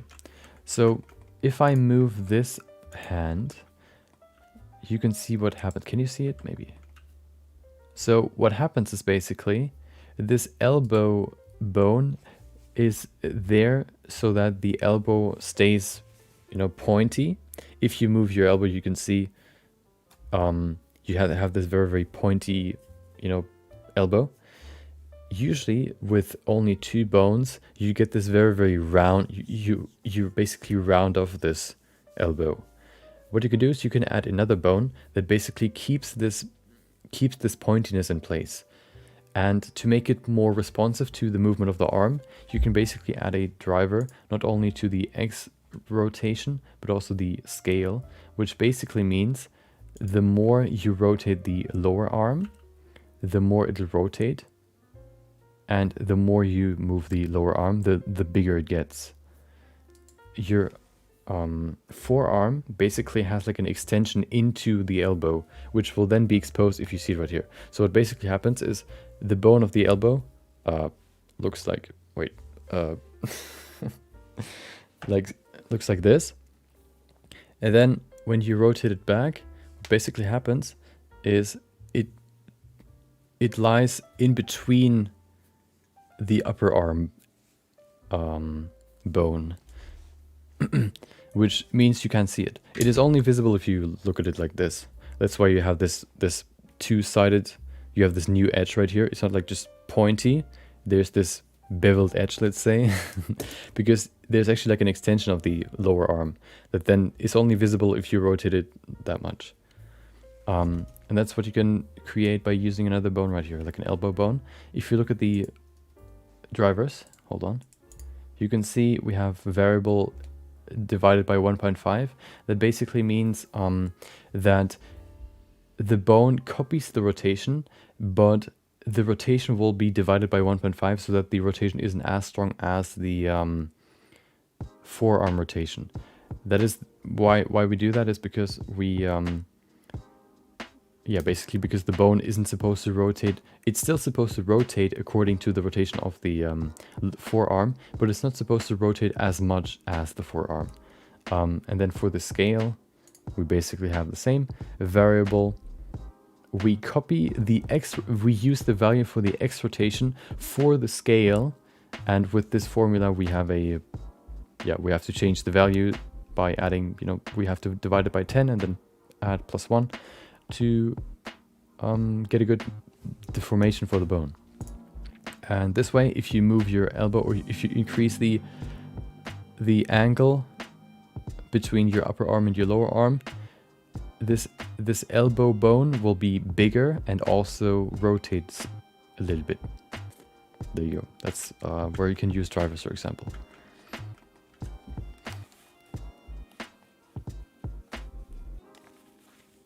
You can use bones for stuff like, constraints for stuff like muscle bones. I've added these muscle bones to get better deformations for the, not only for the shoulders, but also for the neck or the chest. What they basically do is they keep, they create more natural chest deformations, for example. You can see what it does. It usually, I couldn't really figure out weight paint. Maybe I was just bad, but I couldn't really figure out weight paint in a way where I can, so of course, because your pecs are connected to your upper arm, that means if you move your upper arm upwards, the pec moves upwards a little bit as well, which wasn't really the case if you use weight painting the way that I did it. So I've just added another bone right there that tracks to some sort of bone, stretch to upper chest, stretch to Roberto Close. What is Roberto Close? I don't know. But it basically stretches to another bone. So if I move the bone, you can see, if I move the bone that it tracks to or stretches to, it moves as well. And then you can also see that it stretches, which means the chest gets kind of stretched as well. That's how I, for example, use drivers. Drivers and constraints for this rig. Okay. So today we refined the snapshot, the snapshot animation pieces. We added the running animation. We basically, finished 80% of the animation. And just like Yanis, I'll see you. Hope you enjoy the rest of your day. Just like Yanis, we're gonna end it here. We finished most of it, which means tomorrow we're gonna continue working on this and probably start by adding more custom animations. That's gonna be tomorrow's topic or tomorrow's stream. Probably similar to today, just kind of talking about different stuff, talking about maybe just random stuff. That's gonna be tomorrow as well, so that we then hopefully at some point maybe on tomorrow finish the animation. Probably not. We probably have to do like maybe we have to probably take like 1 or 2 days from next week as well to just finish the animation. But then we can at least do something else the rest of the week. Okay. But let's look at the animation real quick. I want to bake it real quick and then we can look at it. Yeah, but that wraps up today. Hope you enjoyed it. Thank you for joining. I appreciate it. Yeah, coming back to your Discord question, I may I'll think about it more. I may have a plan maybe how I could do it, but I want to think about it more. Because I think it can be quite valuable, but I need to go through it. So yeah, once this is done, we can look at it with full lighting, and then we're done for the day. I'm happy that that the problem of disconnects solved. I'm happy that so the biggest problem that I had before this disconnect problem was basically dropped frames. I just had to figure out what the best servers to stream to, and now that I have that, it's basically always at like 0.1%, which is good. Basically nothing. No drop frames. Previously I had like 4% or so I'm happy I brought that down to 1.1%. You know, and now that the technical aspect is you know, good again, I can focus more on the content and the delivery. Okay, let's look at the animation, the current state. There he is, running, breaking through the door, running. Oh no, what's behind me? I don't know, who cares? Oh, well, okay, the light looks like this is the right door. Well, doesn't work. Up the ladder. Time to jump down. Running to the end. Okay, let's get ready. Zip. Woo. Oh no, I broke through the floor. Well, I see nothing because there's no lighting on the outside. Perfect. Okay. Yep. We're gonna continue working on this tomorrow. We'll see how many animations we'll be able to finish tomorrow. Maybe 1 or 2, probably. That would be my guess. I'll see if I can find references for a person breaking through a door. I don't know how I'm gonna find that. I tried looking for that on iStock. Maybe YouTube might be the better option for that. We'll see. Yeah, I'll try to find some references for the different animations. But we're gonna continue and we're gonna animate some more tomorrow. So hopefully you enjoyed today's stream. Thank you for joining. Thank you for hopefully enjoying. Hope you enjoyed it. Thank you for joining. Thank you for watching. Thank you for chatting. And yeah. Take care and maybe I'll see you next time. Bye bye.